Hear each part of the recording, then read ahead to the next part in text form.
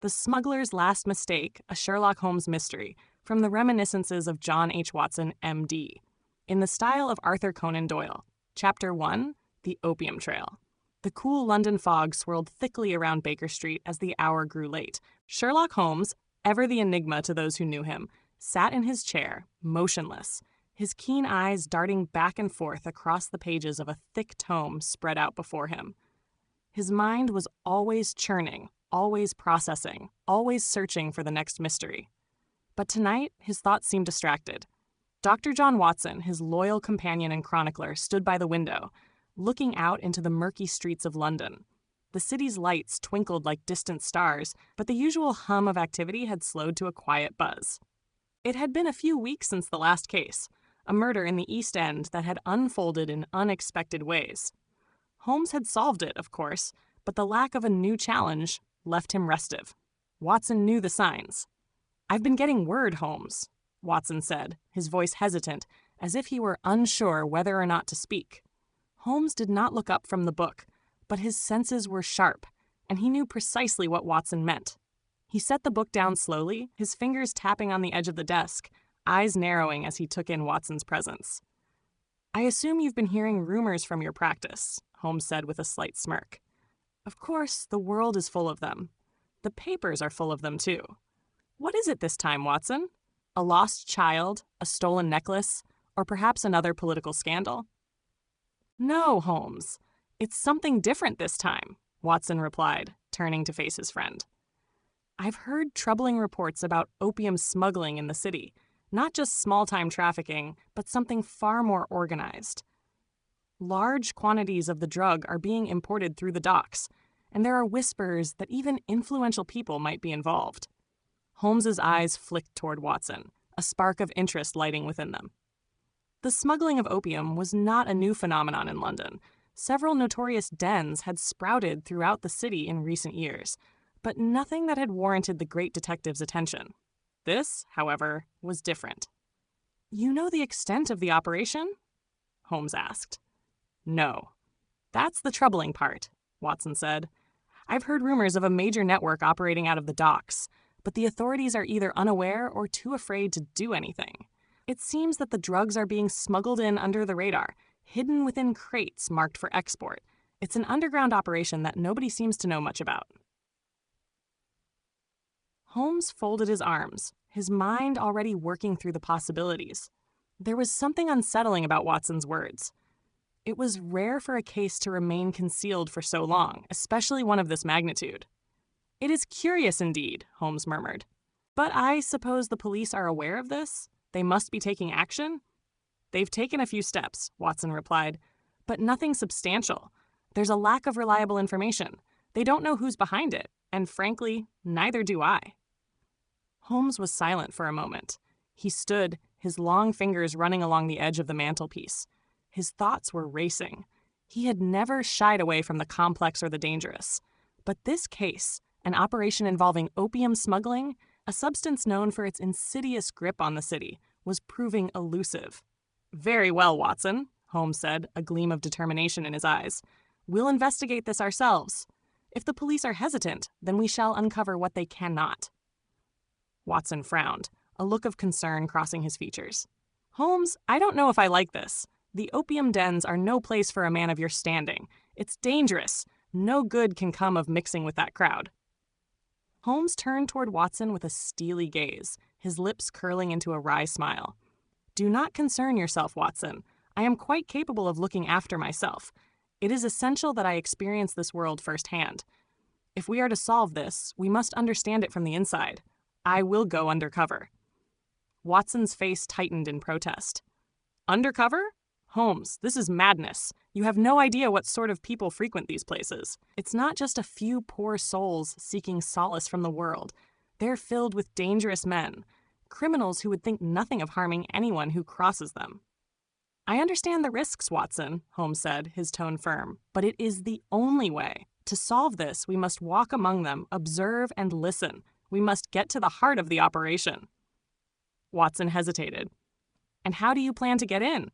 "I'll go disguised," Holmes replied, his eyes already searching through his wardrobe for the necessary attire. I'll need a good costume, something that will allow me to blend in. I'm certain I can acquire the right clothes. Holmes's mind was already racing, considering the most effective means of infiltrating an opium den.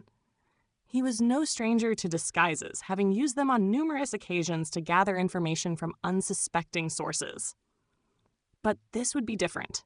The underworld of opium trafficking was far more dangerous than anything he had dealt with before. "I'll make the preparations tonight," Holmes said as he turned to face Watson. "You are welcome to come with me, of course, but I fear I must insist on keeping my plans a secret from the authorities. I need no interference from the police at this stage." Watson opened his mouth to protest, but before he could speak, Holmes raised a hand. "I'll have Lestrade involved, of course. He's an asset we cannot do without." Lestrade, despite his gruff manner, had proven himself useful time and time again. His knowledge of the criminal underworld and his connections within the police force would be crucial to uncovering the full scope of the operation. As Holmes began preparing for the evening ahead, Watson could not suppress a growing sense of unease. He had seen Holmes take risks before, but this felt different. It was a game of chance, a dangerous one. The night air was crisp as Holmes and Watson made their way to the outskirts of the East End. They were accompanied by a carriage, the only concession to the secrecy of the operation. Holmes was clad in a long dark coat and wore a wide-brimmed hat that obscured most of his features. His disguise was simple yet effective, a shabby, well-worn appearance that would blend seamlessly into the disheveled, downtrodden crowds of the area. "We'll meet Lestrade at the usual spot," Holmes said, his tone flat, showing no sign of nervousness. Watson, on the other hand, felt a rising tension in his chest. "We must be cautious, Holmes," Watson said, his voice low. "This is an operation you're walking into. There's no telling who will be there or what sort of individuals we'll be dealing with." Holmes gave a slight nod. "I'm aware, Watson, but we must gather information. I cannot wait for the authorities to take action. This is the only way." They arrived at a street corner near one of the more notorious opium dens in the East End, a place known for its discreet dealings and quiet air of menace. The door was unmarked, and the faint smell of opium smoke drifted through the cracks in the door. Holmes paused for a moment, his eyes narrowing as he looked at the dimly lit building. Lestrade stood outside, his accent. He did not look pleased to be here. "Holmes," Lestrade greeted, his voice terse. "I've been monitoring this place for days, but I don't like it. This is no place for you." "I'll be fine. Lestrade," Holmes replied with a sharp edge to his voice. "I need to see it for myself. The information you've provided has been useful, but I need to get closer." Holmes led the way into the dimly lit room, where the pungent scent of opium hung thick in the air. The atmosphere was heavy with a sense of decay, both physical and moral. The room was filled with individuals reclining on cushions, their eyes glazed, their faces hollow from addiction.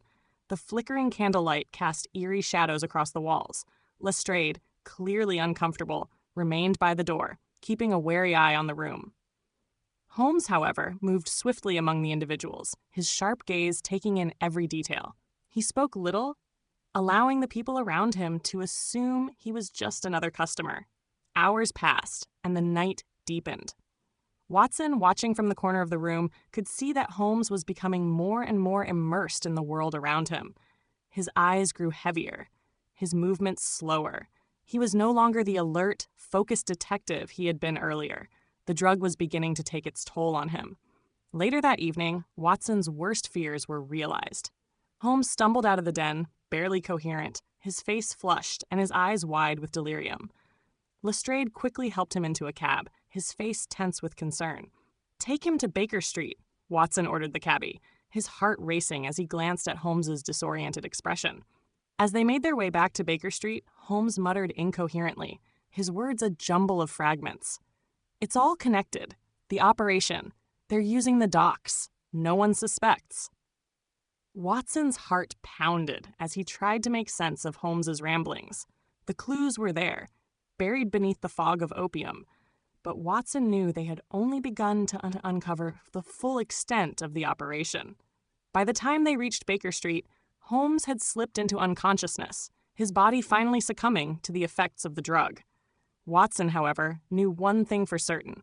They were on the trail of something far more dangerous than they had anticipated. And it was only just beginning. Chapter 2. The Baker Street Irregulars and the West End. The morning after Sherlock Holmes's foray into the underbelly of London's opium trade arrived with an air of somber uncertainty. The usual chill of Baker Street seemed to settle more heavily on the air as Watson paced the room, a flickering candle casting long shadows across the walls. Holmes, though exhausted and still recovering from the effects of the opium, was seated by the fireplace. His eyes, though clouded with the remnants of his delirium, held a spark of the sharp focus Watson knew all too well. Watson hovered near the desk, watching as Holmes's gaze flitted from one side of the room to another, his mind already piecing together the clues from the night before. "How do you feel?" Watson finally asked, still unsure of the toll the previous night's events had taken on his friend. Holmes blinked once, then twice, before letting out a low chuckle, a familiar and reassuring sound that had not quite faded from his usual confidence. "Better," he said, his voice hoarse but clear. "A necessary experience, Watson. The drug, though potent, has provided me with a glimpse of their operations. The opium dens are but one piece of the puzzle. What I witnessed last night, it's a well-oiled machine, covert and expansive. We need to dig deeper." Watson sighed. "You're not well yet. What if—" "I know my limits," Holmes interrupted, his voice cutting through Watson's concerns like a scalpel through flesh. "But I need more information. We are not in a position to wait." Watson paused, knowing that arguing with Holmes when he had made up his mind was futile. His thoughts wandered briefly to the case at hand. "You're right. We need to know where they're operating. The authorities won't act without solid proof, and I fear that the more time we waste, the further this network spreads." Holmes turned his eyes toward Watson, narrowing them with a certain gleam that told his friend he was already far beyond where Watson's thoughts had been. "Indeed. We need more eyes, more ears. That's where the Baker Street Irregulars come in." Watson's expression shifted from concern to curiosity. "The Irregulars?" Holmes smiled faintly, almost amused by the surprise in his companion's voice. "You didn't think I would rely on the constabulary alone, did you? They have their limitations. But there are eyes and ears all over this city, Watson. Eyes that belong to those who know the streets better than anyone. And I have a network of them. Children who work for me, as you know, but who are invaluable in gathering information unnoticed by those who would try to keep the city's dark underbelly hidden." The Baker Street Irregulars, a group of street-smart children, had long been Holmes's unofficial informants. Each one had a unique set of skills, whether it was a sharp eye for detail, a way with words, or an unmatched ability to blend into the shadows. Holmes had trained them to gather information from the most dangerous and obscure corners of London, and they had proven indispensable to many of his investigations. "But we'll need to be discreet," Holmes continued, his expression suddenly serious. "The opium ring is far more sophisticated than I initially thought. Last night, I saw men of varying stature, men of influence and means. If we're to bring this to light, we must tread carefully. No one can know what we're after." "I understand," Watson replied, his voice steady. "But, Holmes, do you really think you can trust these children with something so dangerous?" Holmes's eyes gleamed with certainty. "I have trained them well, Watson. They know the stakes, and they know how to keep a secret. It's time to involve them. The irregulars can infiltrate areas we cannot. They can be everywhere, without anyone ever noticing." Holmes stood abruptly, his coat swishing as he moved toward the door. "Come, Watson, we need to set the plan in motion, and the first thing we must do is speak to Lestrade. We need the official information, whatever the constabulary has gathered." The two men made their way to Scotland Yard, where Inspector Lestrade was waiting. Lestrade, ever the diligent but often exasperated officer, was a man Holmes could always count on to provide both help and hindrance in equal measure. Though he didn't always appreciate Holmes's methods, he knew the detective's ability to get to the heart of a case was unparalleled. "Holmes, Watson," Lestrade greeted them, his voice tinged with both relief and skepticism. "What is it now? I thought you'd been done with your unconventional methods for a while." Holmes raised an eyebrow, his lips curling into a smile. Unconventional methods, Lestrade? I would argue they are far more effective than your standard approach.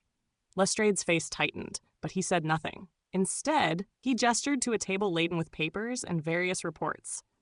We've got a handful of leads, but it's like chasing smoke. Every time we think we've found something, it slips through our fingers. Watson scanned the papers, noting the mentions of dockside warehouses and strange shipments arriving at odd hours. Anything concrete? Lestrade sighed. There's a pattern. Small shipments, seemingly unremarkable, arriving at the docks, all under false documentation. But what they're hiding, we haven't been able to find. We think the operation's bigger than just a few shipments of opium. Holmes's gaze flicked over the papers with practiced ease. You've only been looking at the surface, Lestrade. There's something more to this. Something hidden beneath the routine. Of course there is, Lestrade muttered under his breath.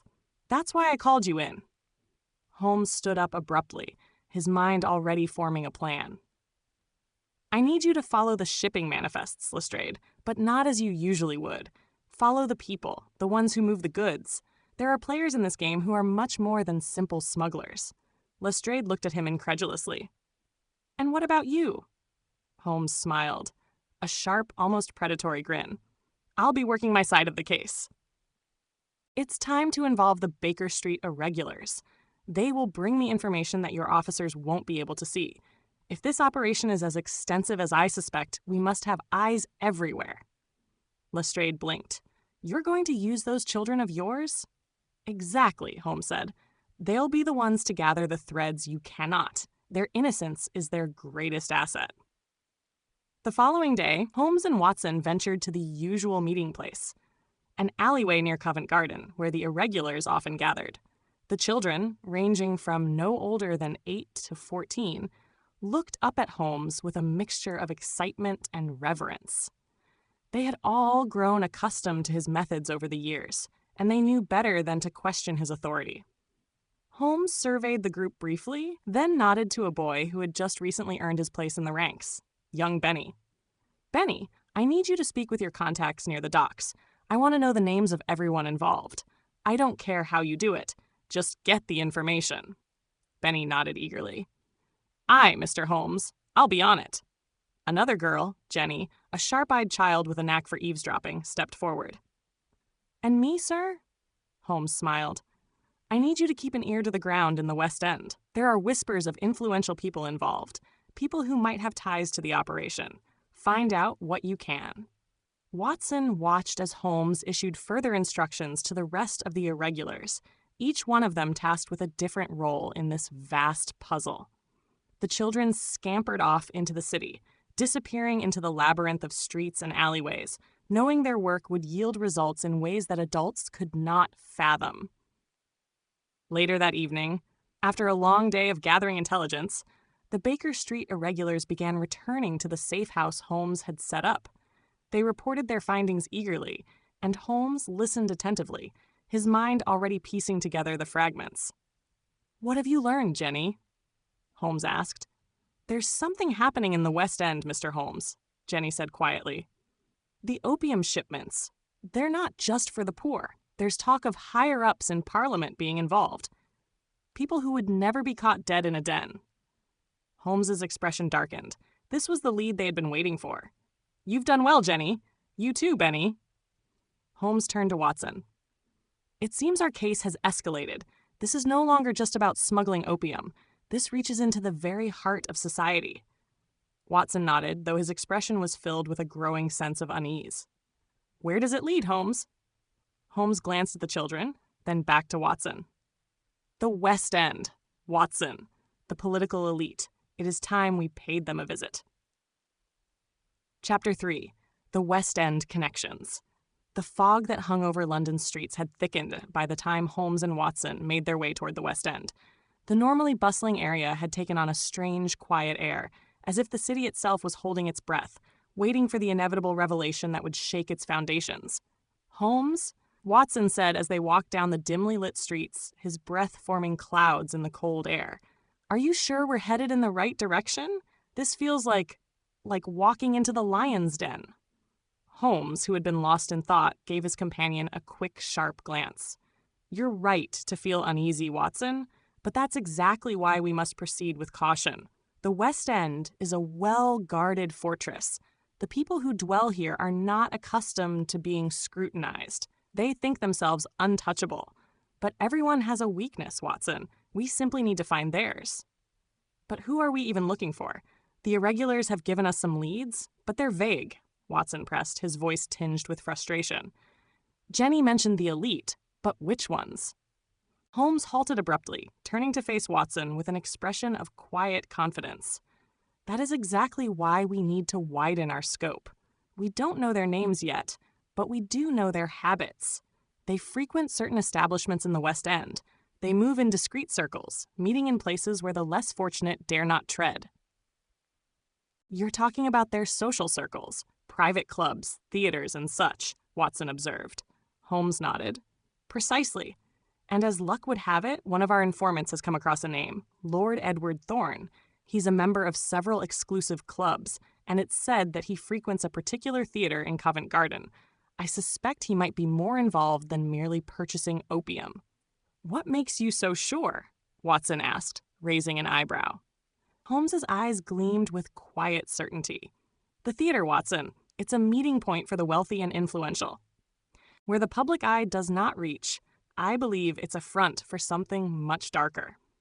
They continued their walk, the streets growing quieter as they neared their destination. The West End, for all its opulence and glamour, still held secrets beneath its polished veneer. Holmes and Watson approached a grand building, a theater of extravagant design, with its gilded entrance and lavish decorations. It looked, from the outside, like just another establishment for the wealthy to indulge in their leisure. Holmes paused just before entering, his sharp eyes scanning the surroundings. "Watch for anything unusual," he whispered to Watson.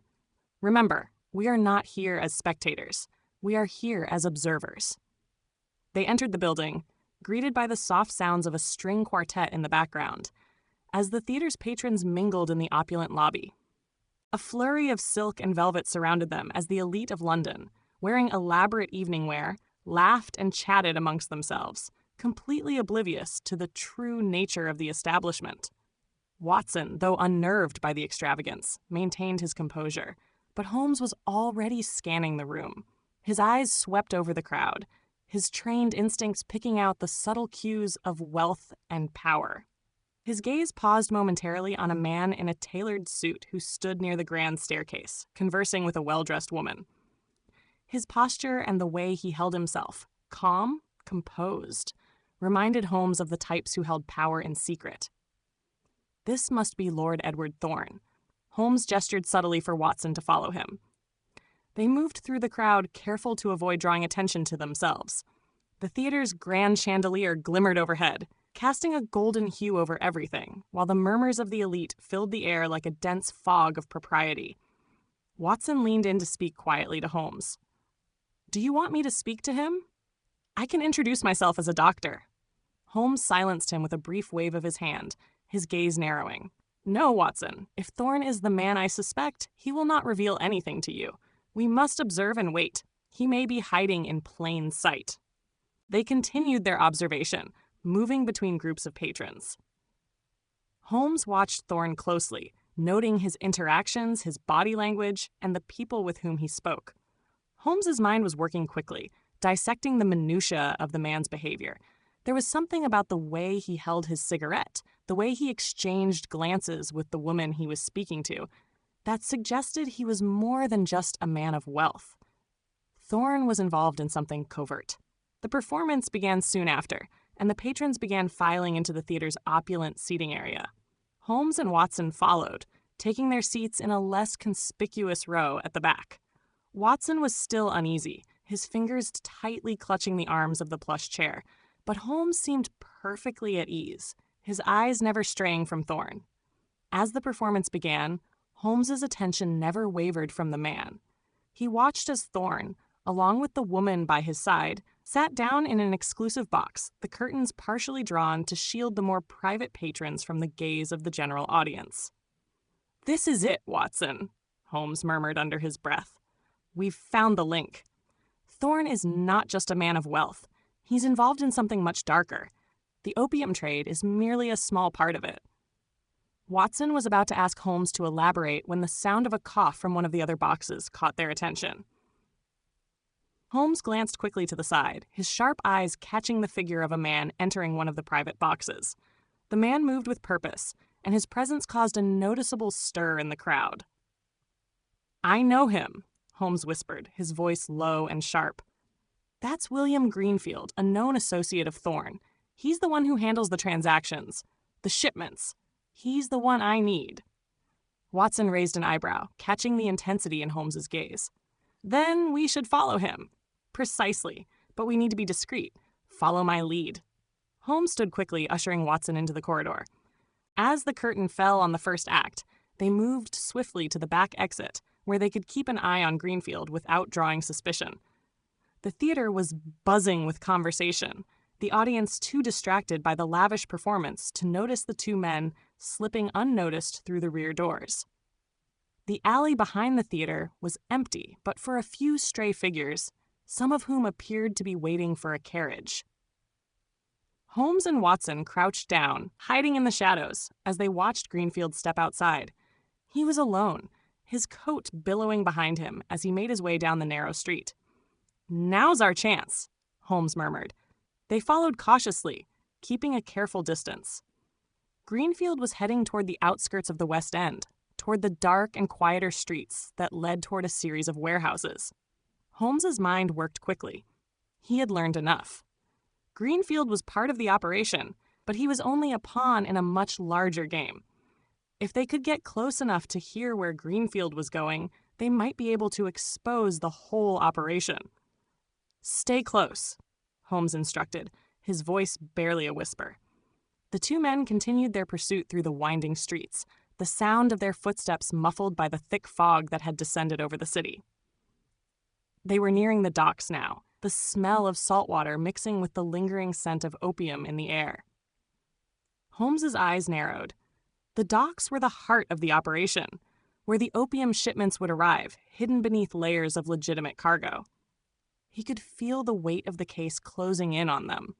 They were about to discover the true scale of the operation, and it was far larger than he had anticipated. As they reached the edge of the docks, Holmes and Watson watched as Greenfield entered one of the larger warehouses.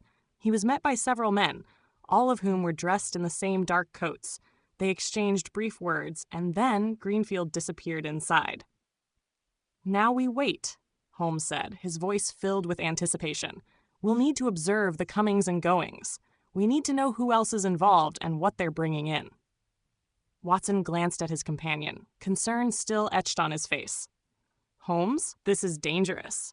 If they see us—" "We'll be careful," Holmes interrupted. "But this is the key to it all, Watson. We're on the brink of uncovering the full extent of their operation." And with that, they settled in to watch, knowing that the coming hours would bring them closer to solving the case. But at the same time, they had no idea just how much danger they would soon find themselves in. Chapter 4. The Underworld of the Docks. The fog over the West End had long since dissipated, but a heavier mist had settled along the docks as Holmes and Watson stood in the shadow of the massive warehouse. The night had grown colder, and the air smelled of salt and decay, mingling with the faint scent of opium that clung to the docks like a ghost of the illicit operations happening in secret. The creaking of distant ships and the soft murmur of the river served as a constant backdrop to the tense atmosphere that enveloped the two men. Holmes, ever the observer, had not uttered a word since their arrival at the dockside. His eyes were locked on the large, corrugated metal doors of the warehouse, where they had seen Greenfield enter earlier. The shadowy figures around the building only added to the growing tension. The docks, at this hour, were the perfect setting for a smuggling operation, a world of secrecy and shadow, where the law was a distant, irrelevant force. Watson, on the other hand, was less at ease. His fingers brushed the revolver tucked into his coat, as if reassuring himself that he was prepared for any eventuality. The dense fog muffled their footsteps, and as they approached the entrance to the warehouse, Watson's hand instinctively moved toward Holmes's sleeve. "Holmes!" "This is madness," Watson said quietly, his voice barely audible over the lapping water of the Thames. We've already seen Greenfield enter, but this feels like a trap. What if they've already seen us? Holmes, who had been leaning against the stone wall, his mind whirring with calculations, turned to face his friend with an expression of calm confidence. Watson, I've been watching them for years. These men, while ruthless, are not quick to act. They are cautious, perhaps too cautious. This is precisely why they are so dangerous.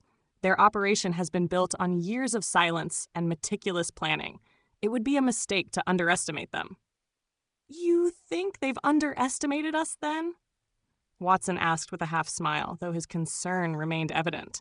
I don't think they've noticed us yet, Holmes replied with a slight tilt of his head. And that is precisely why we must act swiftly but with caution. We must find out what they're doing in there, and perhaps more importantly, who else is involved. They crouched low, moving through the thick mist, their footsteps muted as they approached the back of the warehouse. Holmes's eyes darted around, assessing every potential entrance and exit, ensuring that they were not seen. Watson remained close by, his every step in sync with Holmes's. As they reached a small alleyway that ran alongside the warehouse, Holmes held up a hand, signaling Watson to stop. Ahead, a small side door to the building was ajar, a sliver of light spilling out onto the damp cobblestones. Holmes's gaze never left the door, as he motioned for Watson to follow him closer. We can get inside through here, Holmes murmured, crouching low to the ground. But we'll need to be quick. I'll go first. Be ready to follow. Holmes moved toward the door, his steps deliberate and slow. With a single fluid motion, he reached for the handle, pushing the door open just enough to slip through. Watson followed immediately, his breath shallow, as they both entered the dimly lit interior. The smell inside the warehouse was heavier than outside. The stench of old wood, mildew, and oil was thick, but it was quickly overlaid by something far more unsettling: opium, mingling with the sharp odor of sweat and dust. Holmes's eyes adjusted quickly to the low light, and he motioned for Watson to stay close. They crept deeper into the warehouse, their steps muffled by the thick layer of dust that covered the floor.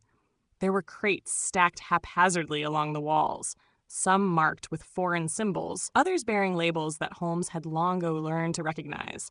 Importers and exporters from the far reaches of the East, dealing in goods that were legal on paper, but anything but when scrutinized more closely. Watson's eyes narrowed as he took in the sight. This is it, isn't it? The heart of the operation. Holmes nodded slowly, his sharp eyes scanning the interior for any movement. Yes, but we're only seeing the surface, Watson. The true nature of their work is far more insidious than we can imagine. Before Watson could ask more, the sound of voices reached them. Two men entered from the far side of the warehouse, their conversation low and tense. Holmes signaled Watson to move further into the shadows, behind a stack of crates. They crouched down, listening intently. It's the shipment from the Far East, one of the men was saying. It's late. We're losing time. The ship wasn't due to dock until tonight, the second man responded. We've already lost the lead. Don't push me, Samuel. Holmes's brow furrowed as he listened closely, his mind racing. Samuel? That name sounds familiar, he murmured under his breath, more to himself than to Watson. Holmes? Watson asked, his voice barely above a whisper. Do you know who these men are? Before Holmes could answer, another man entered the warehouse, his face partially obscured by a wide-brimmed hat. He was shorter than the others, but his presence commanded immediate respect. The first two men immediately straightened, and the air shifted as if a new authority had entered the room. Lord Thorne's anxious, the newcomer said, his voice cold and clipped. He wants that shipment. Tonight. No more delays. The two men nodded quickly, their faces tight with apprehension. Understood, sir, one of them replied. We'll handle it. See to it that you do, the man snapped, before turning and making his way toward a staircase at the far end of the warehouse. The sound of his boots echoed faintly as he ascended to the second floor, disappearing from view. Holmes held his breath, his mind already racing with the implications of what he had just heard. Lord Thorne, and now this man. It seems we've uncovered more than we thought, but we must not act too hastily. What now? Watson whispered, his tone urgent. Holmes's eyes were sharp. Now we wait. There's something in this place that we need to see. And we must be patient. The next few minutes will tell us who the true players in this operation are. As if on cue, a faint sound reached their ears, the unmistakable creaking of crates being moved, the shuffle of footsteps, and the soft murmur of voices. Holmes signaled Watson to stay low as he crawled toward the edge of the crates, his eyes catching glimpses of the men below. There, in the far corner of the warehouse, a group of workers were unloading large, tightly sealed crates from a cart, and as Holmes's gaze shifted, he saw a familiar name printed on the side of one of the boxes. The name was foreign, in an unfamiliar script, but the symbols were unmistakable. The mark of the largest opium trader operating out of China. The sheer scale of what was happening in that warehouse became clear. It wasn't just smuggling. It was a full-fledged operation, with connections stretching across the world. "I think we've found it, Watson," Holmes murmured. "The heart of the opium ring. But we need to be careful. If they catch wind of our presence here, everything could be lost." Watson nodded grimly. "Then what do we do now?" Holmes's gaze hardened, determination setting into his features. "Now, we make our exit, but we'll have to do it with utmost caution. The game is afoot, Watson, and it's only just begun." The two men retraced their steps, moving silently through the warehouse, their minds racing with the new information they had uncovered. As they reached the door to the alleyway, Holmes glanced back one last time, his eyes flickering with the promise of what was to come. The opium trade, the smuggling, the shadowy figures pulling the strings. It was all part of a web that stretched far beyond what either Holmes or Watson could have imagined, and soon they would be standing at the center of it all. Chapter 5: A Web of Deceit. The hours between their return to Baker Street and the morning were quiet but restless. Holmes had locked himself in his study, his mind turning over the new details they had uncovered at the docks, while Watson, ever the steady companion, paced the length of the room. The investigation had taken a more dangerous and complex turn than either had anticipated, and yet the glimmer of a solution shone through the fog of uncertainty. The fog had not fully lifted when Holmes finally emerged from his study, his face pale but sharp with focus. He wore his usual dark suit, a threadbare coat draped carelessly over his shoulders, yet his eyes, those sharp, calculating eyes, were alight with the fire of determination. Watson, sitting in the armchair near the fireplace, stood immediately. "Holmes, you've been at it all night," he said with concern. "You need rest.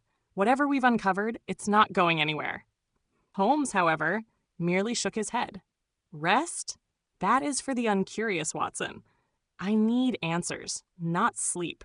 The opium smuggling operation is larger than I first imagined. What we witnessed last night was but the tip of the iceberg.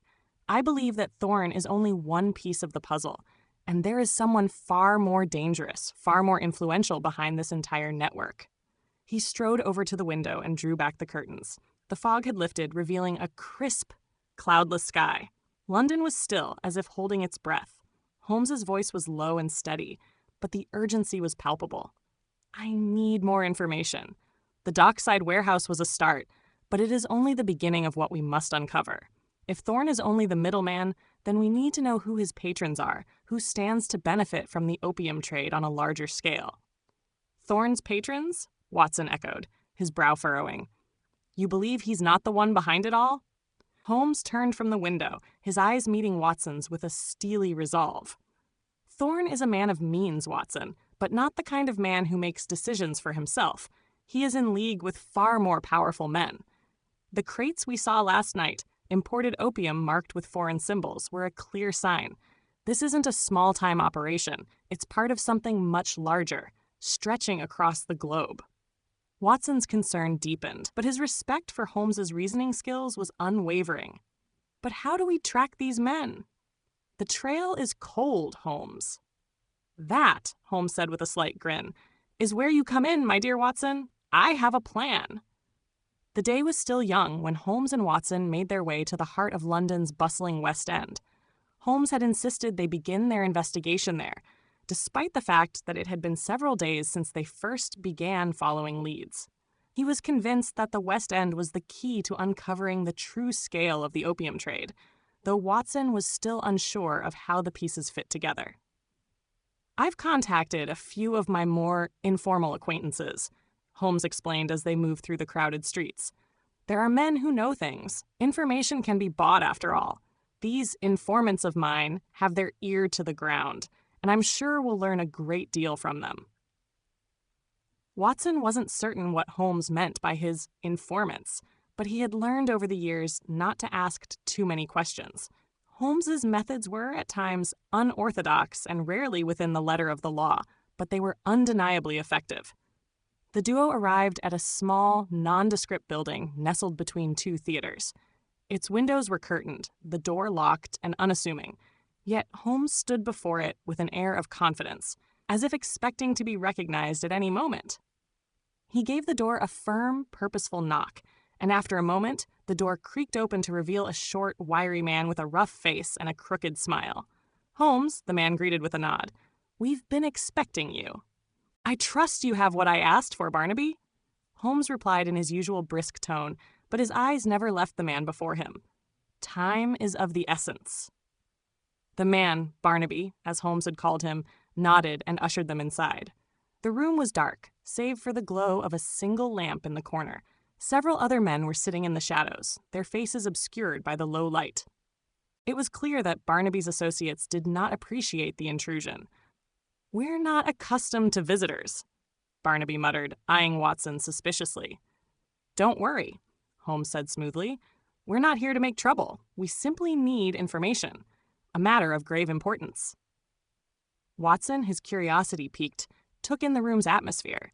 The air smelled of tobacco and something else, something heavier. The men didn't seem particularly comfortable with Holmes's presence, but they respected him nonetheless.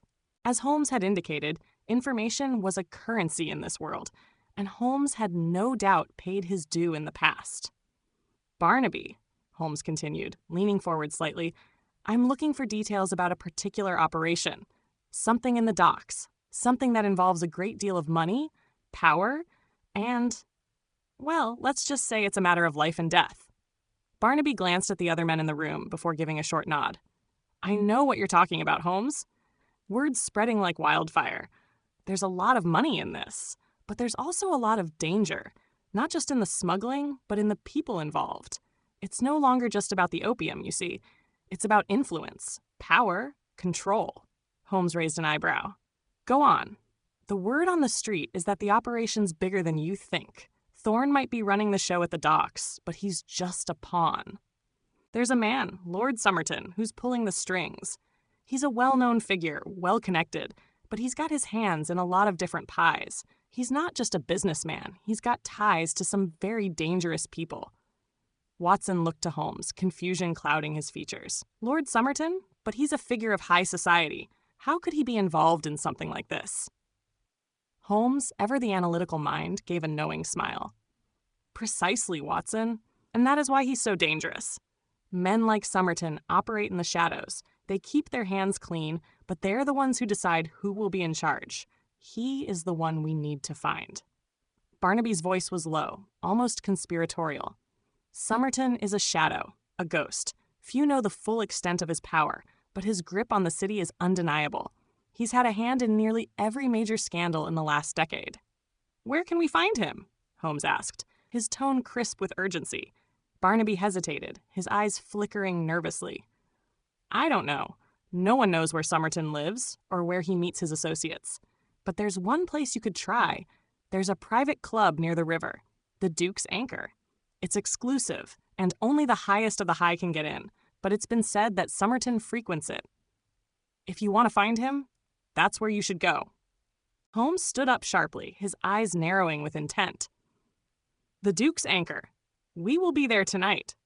As the door closed behind them and they made their way back onto the bustling streets, Watson felt a sense of unease settling in his chest. Holmes had once again unraveled the thread of a deeper conspiracy.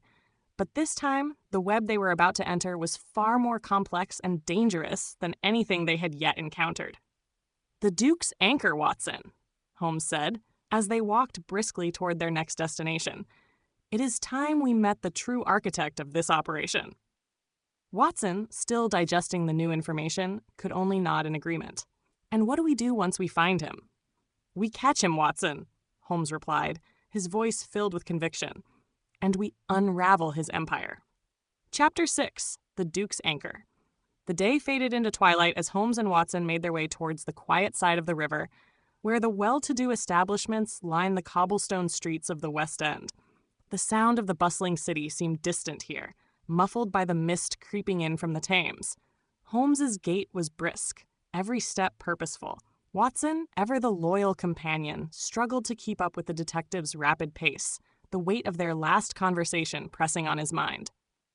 "The Duke's Anchor," Watson muttered, repeating the name Holmes had mentioned earlier. "It's hard to believe that a man like Lord Somerton would frequent such a place. It doesn't make sense." Holmes's response was a mere shrug, though the glint in his eyes was sharp as he scanned the shadows, as if he could already see through the layers of the city to the dark heart of its secrets. "Appearances, Watson, are often the most dangerous of all masks. Wealthy men like Somerton rarely make their power known. They operate behind closed doors, in places where no one expects to find them." The detective led Watson through a winding alley and around the back of a towering stone building. They arrived at an iron gate that opened onto a private courtyard. It was a secluded entrance, away from prying eyes. Holmes gave a knowing glance to Watson, signaling for him to be quiet. A single lamp flickered near the door, casting long shadows along the cobbled path. Without hesitation, Holmes pressed the doorbell. A muffled sound echoed from within, and after a moment's pause, the door opened slowly. A tall, thin man with a neatly trimmed beard and a monocle stepped out. His expression was one of polite inquiry, but his posture suggested he was accustomed to dealing with people who required an introduction to the club's exclusivity. "Good evening, gentlemen," the man said coolly, giving Holmes a quick once-over. "I am afraid the Duke's Anchor is an exclusive club. You would need a sponsor to gain access." Holmes raised a brow, the faintest smile curling at the corners of his lips. "I believe we may have a mutual acquaintance, sir," he said smoothly, his voice oozing with casual charm. "Lord Somerton." The man's eyes flickered at the mention of Somerton's name. A moment of hesitation passed before he spoke again, his tone more guarded. "I'm afraid, sir, that even the name of Lord Somerton will not gain you entry without proper introduction. We have a strict policy here. But perhaps I can be of some assistance, if you would care to discuss matters further." Holmes took a step forward, his expression unwavering. "I'm not here to discuss matters, my good man. I am here to solve a matter of urgency, and I believe the answer lies within." The man, though reluctant, could sense the firm resolve in Holmes's voice. "Very well," he said, after a beat, nodding to the side. "Come in, but I must remind you that any breach of conduct will not be tolerated. We are very particular about our guests." As they passed through the threshold, Watson glanced at Holmes, still not entirely comfortable with the methods his friend often employed. Holmes, however, appeared utterly unfazed, slipping into the shadows as though the club was precisely where he belonged. Inside, the Duke's Anchor was everything one would expect from an exclusive gentleman's club.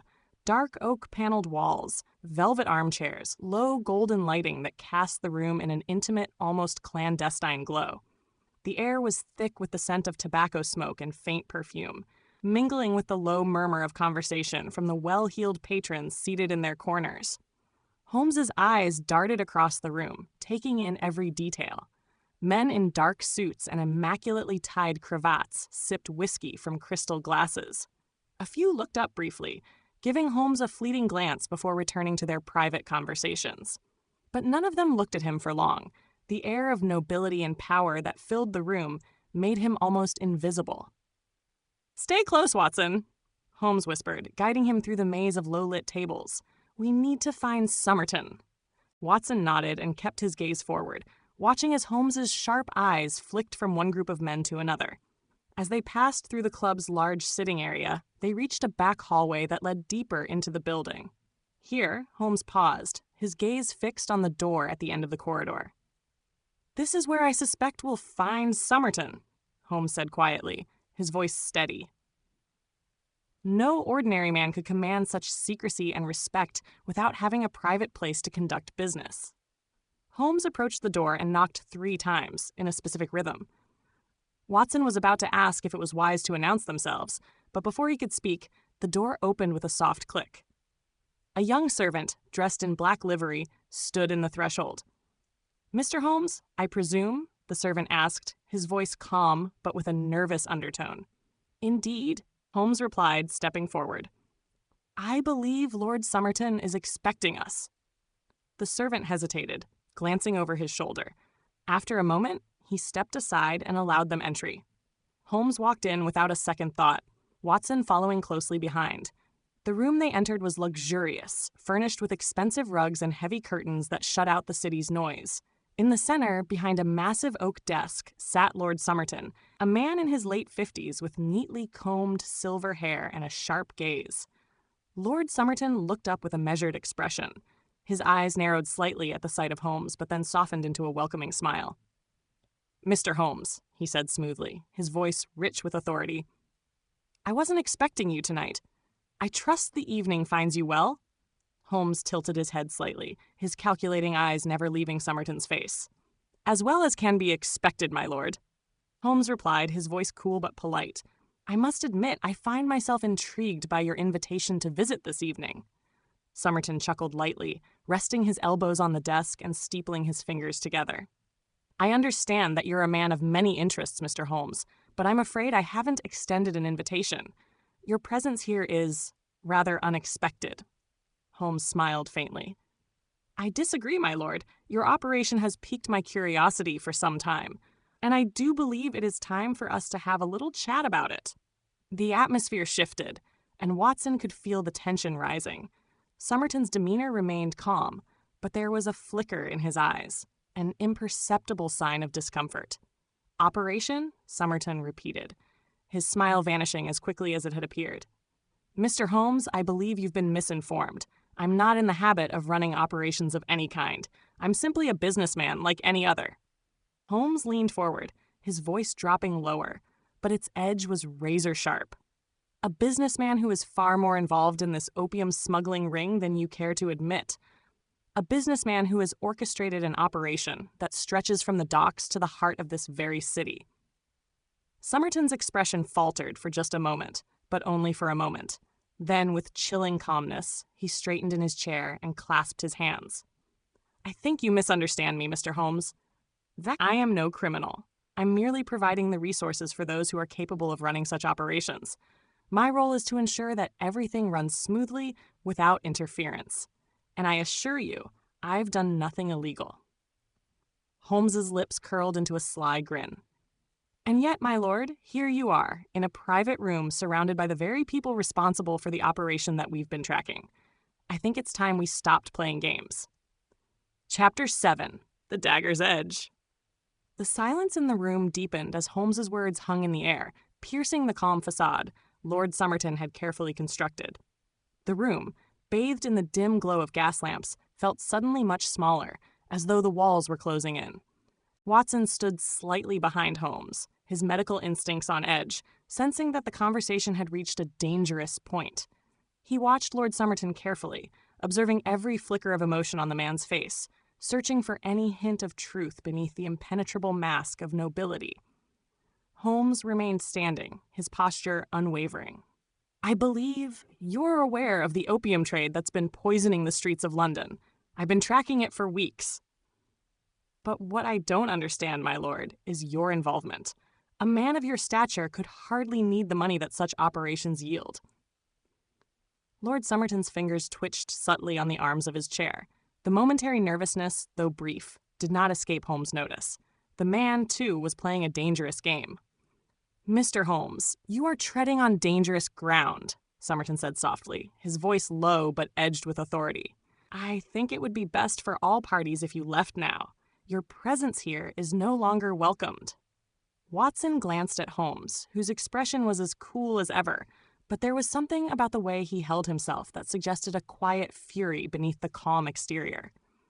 Holmes had been in this situation before, cornered, challenged, and never afraid to push forward. It was this relentless pursuit of truth that had made him a force to be reckoned with in the criminal underworld. And Somerton, despite his polished exterior, was now beginning to realize that this was a man who would not be easily deterred. Holmes stepped closer to the desk, his voice lower now, almost a whisper, but carrying the weight of an accusation. "The truth is, my lord, that you are not just a businessman, you are a key player in this operation. One who moves the product, one who ensures that the opium flows undisturbed into the hands of those who profit from it. Somerton's jaw tightened, and for a moment the mask slipped. "You think you know everything, don't you, Holmes?" His voice was sharp, almost a hiss. "But you know nothing of the forces at play here. You can chase after your little clues and pieces of evidence, but there are men in London far beyond your reach, men who control more than just the streets you wander. This is no small game." The air in the room felt thick with tension. Holmes took another step forward, unflinching. "I've already followed the trail to your doorstep, my lord. It's only a matter of time before I uncover every detail. The question is, will you help me, or will I have to expose everything you've worked so hard to hide?" For the first time since their conversation began, Lord Somerton seemed to falter. His eyes flickered briefly to the side, as though weighing the consequences of his next words. Holmes could almost hear the gears turning in Somerton's mind. The room, which had been so full of assuredness moments before, now seemed to close in with suffocating pressure. The nobleman sighed, a sound of resignation mingled with reluctant acceptance. "I suppose," Somerton began, his voice quieter now, "you are right in one regard, Mr. Holmes. There is more to this than you realize. But let me be clear, your pursuit of this matter could bring down more than just the men at the docks. The ramifications are global in scale. If you continue, you risk disrupting a delicate balance, one that, once shattered, cannot be restored." Holmes did not flinch, his eyes burning with the intensity of his focus. "I am not afraid of threats, my lord. I am, however, very curious about these men of influence you seem to regard so highly, and I would love to meet them, if only for the sake of gaining a clearer picture." Lord Somerton's expression grew harder, his eyes narrowing into dangerous slits. "You do not know what you are asking, Holmes. Some things are better left undisturbed." Holmes's response was almost casual. "I have never been one to leave things undisturbed, my lord." For a moment there was silence. Somerton's eyes met Holmes's with a mixture of resignation and bitter amusement. "I suppose I have little choice in the matter, do I?" Holmes's lips twitched into a half-smile. "Not at all." Watson, who had been standing in the background, stepped forward cautiously. His medical training, owned in the treatment of wounded soldiers and in solving physical mysteries, now warned him that the tension in the room could explode into something far more dangerous than mere words. "Holmes," Watson said, his voice low but steady, "perhaps we should take a step back. It's clear that Somerton has been cooperative, but we must be careful. He's a powerful man, and there are many forces at play here. We don't want to rush into something we're not fully prepared for." Holmes turned to Watson, his expression unreadable for a moment. "You're right, Watson. Caution is necessary, but the game is afoot, and we must be prepared for whatever comes next." Lord Somerton's voice broke through the momentary silence. "If you want to know the truth, Mr. Holmes, you will need to look beyond the shadows of this room. The operation you are chasing extends far beyond this club and these walls. There is a much larger network, one that reaches deep into the heart of London's underworld, and those behind it will stop at nothing to protect their interests."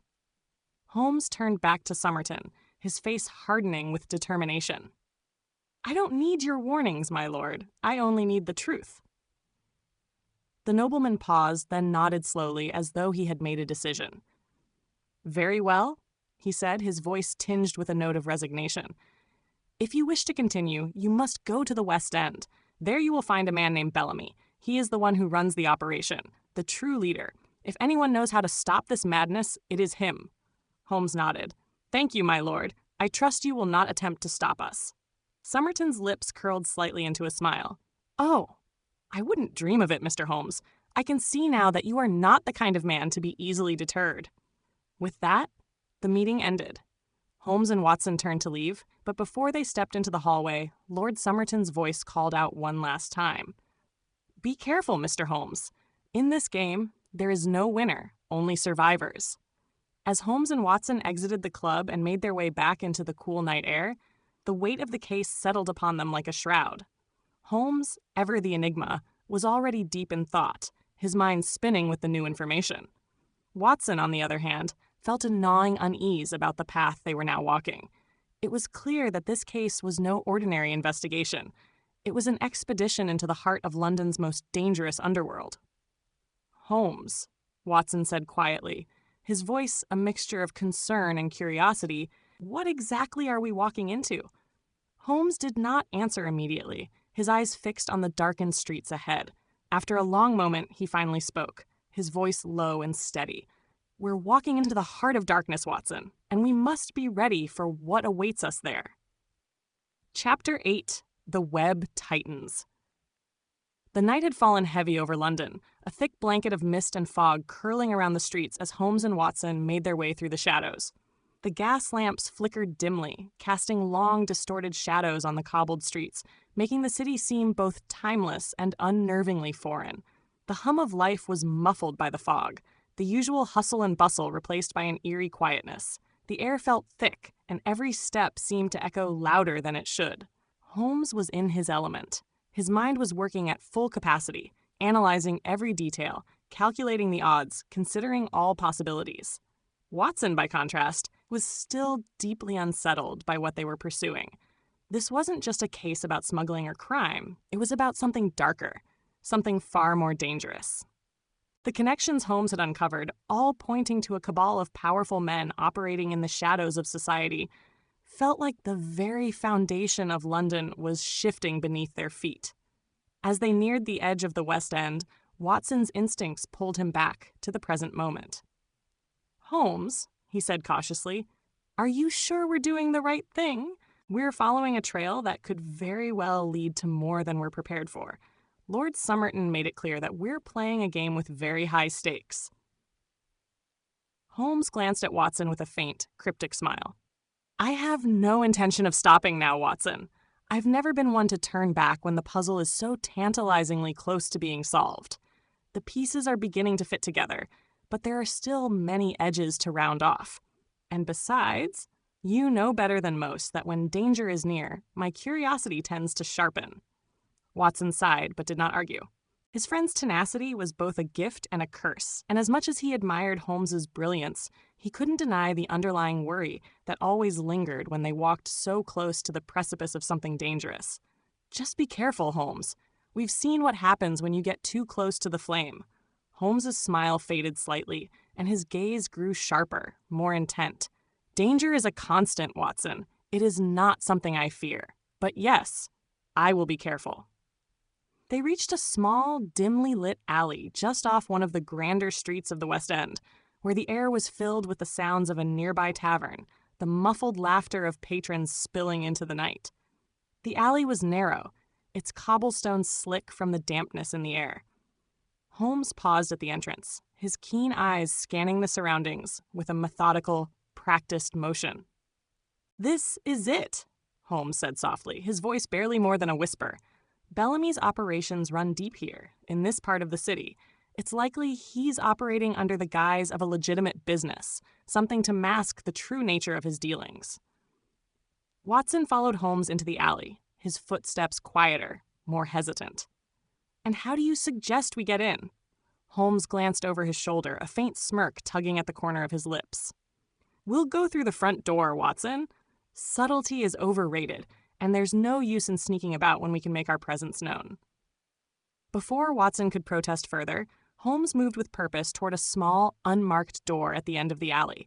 There was no sign, no indication of what lay beyond, but Holmes had his instincts, and they were rarely wrong. Inside, the room was suffused with a soft, yellowish glow from a chandelier that hung low in the center of the space. The air smelled faintly of tobacco and something sweet, almost cloying, but beneath it was a darker undertone, a bitter tang that Holmes recognized immediately. Opium. Holmes's eyes quickly adjusted to the dim lighting as he surveyed the room. It was a lavish affair, with plush velvet chairs and tables that gleamed with polished wood. In the center of the room, a low, soft hum of conversation filled the space as men and women lounged, seemingly oblivious to the world outside. The atmosphere was thick, languid, as though the air itself was slowing everything down. The opium den was alive with a peculiar energy, seductive, dangerous, and filled with people who had either already given up their ambitions or were too lost to care about anything but the sweet, numbing escape the opium provided. Watson's hand twitched toward his medical bag, as if instinctively preparing for an emergency, but Holmes held up a hand to stop him. "Not yet, Watson," he murmured. "Let's see what we're dealing with first." They moved further into the room, Holmes's sharp eyes scanning every detail. A group of men sat at one of the tables, their eyes glassy and unfocused, their hands languidly holding pipes. A woman sat near the far wall, her back against the richly patterned wallpaper, her head tilted back as she exhaled a plume of smoke. It was at the far end of the room where Holmes spotted the man he had been searching for, the man who could lead them to Bellamy. He was seated at a corner table, his sharp profile partially hidden by a veil of smoke. He was dressed in a dark suit, his hair impeccably styled, and he held a glass of wine in one hand, idly swirling it as he listened to the conversation around him. Holmes noted the way he seemed detached from the other patrons, a predator lurking beneath the surface of polite society. This was no common addict. This was a man of means, someone who didn't belong in this place unless he was deeply entangled in the operations of the den. Holmes motioned for Watson to follow, and they made their way across the room with deliberate steps, the low murmur of voices fading into the background as Holmes honed in on his target. As they approached, the man looked up, his eyes narrowing for a fraction of a second before the cold, polite smile returned. "Gentlemen," he said smoothly, his voice like silk, "what brings you to our humble establishment this evening?" Holmes smiled, but it was the smile of a man playing a game of high stakes. "We're here for business, nothing more," he said, his tone casual, but his eyes never leaving the man's face. "I've heard your name mentioned in several circles, and I find it intriguing." The man's smile did not falter, but there was a glint of calculation in his eyes. "Ah, I see. I'm afraid I don't know what you're referring to, mister." "Holmes," he replied smoothly. "Sherlock Holmes. And this," he gestured around the room, "is merely a means to an end, I presume?" The man's eyes flickered for just a moment before his demeanor shifted ever so slightly. "I'm afraid I don't understand your meaning." Holmes leaned in, his voice low and sharp. "I believe you do, Mr. Cartwright. You're a man of considerable influence in this business. I'd like to know how far that influence extends." Across the room, Watson stood alert, his hand still resting on the strap of his medical bag, eyes darting around the room for any sign of danger. The tension in the air was palpable, and he could feel the sense that they were walking on the edge of something much larger than they anticipated. They were no longer simply dealing with a simple smuggling operation. They were tangled in something far more dangerous, something that reached into the very heart of London's underworld. Cartwright's smile faltered ever so slightly. "You've been asking questions, Holmes. I don't think you'll like the answers." Holmes' smile remained. "We'll see, won't we?" Chapter 9. Unraveling the Threads. The air in the opium den grew thick with the perfume of narcotic fumes and idle chatter, the atmosphere almost suffocating in its lethargy. Holmes, ever keen to maintain control of the situation, watched Cartwright carefully as he leaned back slightly, his posture relaxed but his eyes sharp. Watson, standing just a few paces behind, couldn't shake the growing unease in his chest, the feeling that they were now entangled in something far darker than any case they'd dealt with before. After a long moment of silence, Cartwright set his wineglass down with a deliberate slowness. His eyes, once merely cold, now gleamed with a calculating edge.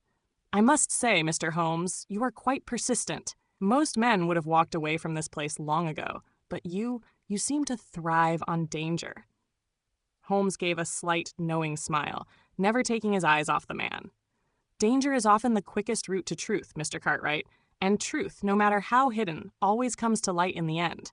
The question is, do you intend to hide in the shadows forever, or will you step into the light and explain the part you play in this operation?"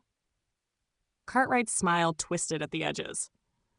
"You're a dangerous man yourself, Holmes. I'm not the only one here with secrets, but I'm not in the mood for games tonight. If you want to find the answers you seek, you'll have to follow the trail, wherever it leads. But I warn you, Mr. Holmes, some truths are better left buried." Holmes leaned forward, his gaze unrelenting. You're testing me, Cartwright, but I won't be deterred. The trail leads here, and it's about to lead me further. You'd do well to be more forthcoming before I find those answers myself." At this, Cartwright's demeanor shifted, his casual air melting into something more guarded. "You're a persistent one, Holmes," he said, his voice low. "I'm not afraid of your threats, but I do respect your tenacity. Very well, I'll give you a piece of the puzzle. But mind you, it's a piece only. There's much more at stake than you can imagine." Holmes raised an eyebrow, intrigued. "I'm listening." Cartwright glanced around the room, almost as though ensuring no one was listening before his voice dropped further. "There's a network, Holmes. A very powerful one.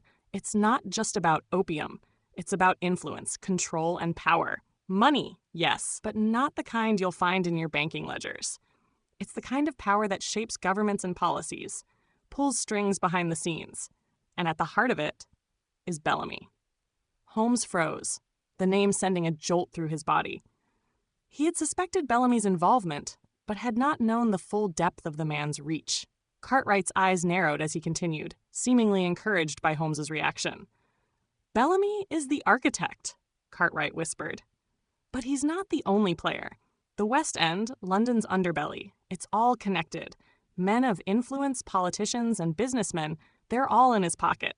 You might find Bellamy soon enough, Holmes, but the question is, what will you do with the truth when it's laid before you? Some men in your position might think twice before exposing such a web of corruption." Holmes inhaled deeply, his mind racing. Cartwright was right in one sense. There was far more to this case than he had initially realized. He had suspected that the opium smuggling operation was only a small part of a much larger conspiracy. But now the full scale of it was starting to take shape. A network that reached to the highest echelons of London society. Corruption so deeply ingrained that it threatened the very foundations of the city. Holmes gave a small nod, acknowledging Cartwright's information. "I appreciate your honesty, Mr. Cartwright. You've confirmed what I suspected. Now, the only question that remains is how I can take this web apart, starting with you." Cartwright's lips curled into a smile, though it was a bitter one. "You're clever, Holmes, but not clever enough to take down a system that's been in place for years. You think you can just waltz in and expose all of this? I've worked with men far more dangerous than you, and even they couldn't touch Bellamy or his network." Watson stepped forward, his voice firm, though his gaze never left Cartwright's face. "Holmes, I don't like this. We're playing a dangerous game, and it's clear that Cartwright isn't going to help us. Perhaps it's time we find another way to proceed." Holmes turned slightly toward Watson, his eyes glinting with intensity. "Patience, Watson. This is far from over. The pieces are falling into place, and I intend to make sure we find every last one before this night is through." Cartwright's lips twitched into an amused smile. "You're a persistent man, Holmes. I've got to give you that, but you'll soon find yourself in a situation you can't escape from, no matter how clever you are." Holmes stood tall, the air around him shifting with his confidence. "I'm counting on it, Mr. Cartwright. Now, you've been kind enough to provide some insight, but I believe our conversation is at an end." Before Cartwright could respond, Holmes turned on his heel, signaling Watson to follow. The two of them moved swiftly across the room, the hum of conversation resuming as the patrons returned to their previous activities, unaware of the storm brewing in the shadows. Once they were back out in the cool night air, Watson couldn't help but shake his head in disbelief. "Holmes, I've seen you dive into dangerous situations before, but that was reckless." Cartwright knew we were onto something. He knew we weren't just two men looking for a case. He made it clear we're in over our heads. Holmes didn't respond immediately, his eyes scanning the alleyway before him. His mind was already working, considering the next move, thinking through every possible angle. Finally, he spoke, his voice steady. "You're right, Watson. Cartwright is no fool. He knew exactly what we were up to, but now we know more than we did before. The threads are all connected, and we have our lead. Bellamy. If we're going to take this operation down, we need to go straight to the source." Watson looked at his friend, concern still evident in his features. "And what about Cartwright? Do you think he'll keep his word, or will he be a hindrance to us moving forward?" Holmes smiled, but it was a smile full of uncertainty. We'll find out soon enough. But for now, we follow the trail. The West End is waiting, and I suspect Bellamy is far closer than we think. As the two men made their way back toward Baker Street, the fog seemed to close in around them, thickening with each step. The streets were quieter now, the shadows stretching longer as they approached their next move.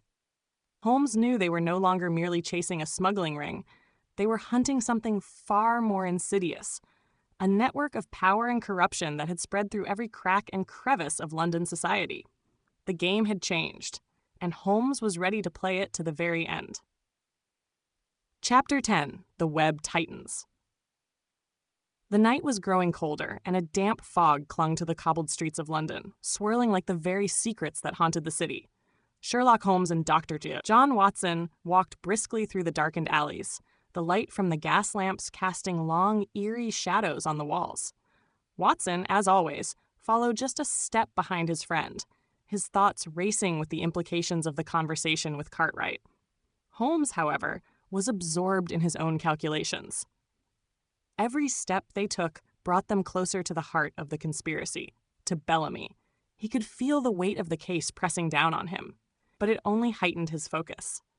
The network Cartwright had alluded to was vast, far more intricate than anything Holmes had encountered before. It was no longer just about opium smuggling. It was about power, about control, and about a system so deeply entrenched that even the most powerful men in the city could be its pawns. As they reached Baker Street, Holmes paused at the door, his hand hovering over the brass knocker. Watson, ever watchful, turned to him with a furrowed brow. "Holmes, what do we do now? Cartwright may have given us a lead, but we know nothing concrete about Bellamy's involvement, let alone where to find him." Holmes didn't immediately answer. He was thinking, weighing the options. His mind was a whirlwind of possibilities. Cartwright had shown more than a hint of fear when he mentioned Bellamy, as if the mere mention of the man sent a chill through him. That fear was something Holmes knew he could exploit, and now that they knew Bellamy's name, Holmes was convinced that every trail they'd followed had led them to him. But the question remained, how would they expose him? "We begin where we always begin, Watson," Holmes said at last, his voice cool and measured. "We follow the evidence." Inside Baker Street, Holmes moved to his desk, where piles of papers, maps, and notes lay scattered across the surface. Watson sat across from him, watching as Holmes rifled through the papers with a deliberate precision, his mind already in motion. It was moments like these that Watson truly admired his friend's remarkable ability to sift through chaos and find order. It was a gift Holmes wielded as naturally as a violinist plays his instrument. "Bellamy," Holmes muttered to himself as he found a particular set of papers. "There must be something we missed, something that ties him to the operation. We need to find a connection, Watson. The key to this entire network lies with him." Watson leaned forward, trying to follow Holmes's train of thought.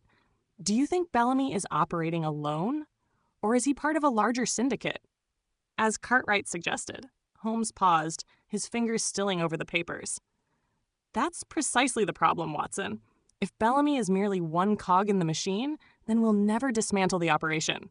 But if he is the architect, the mastermind, then the web will unravel once we expose him." Holmes glanced up at Watson, his eyes narrowing with determination. "I'll need to take a trip into the West End. It's the heart of Bellamy's empire, and it's where the true power of his operation lies.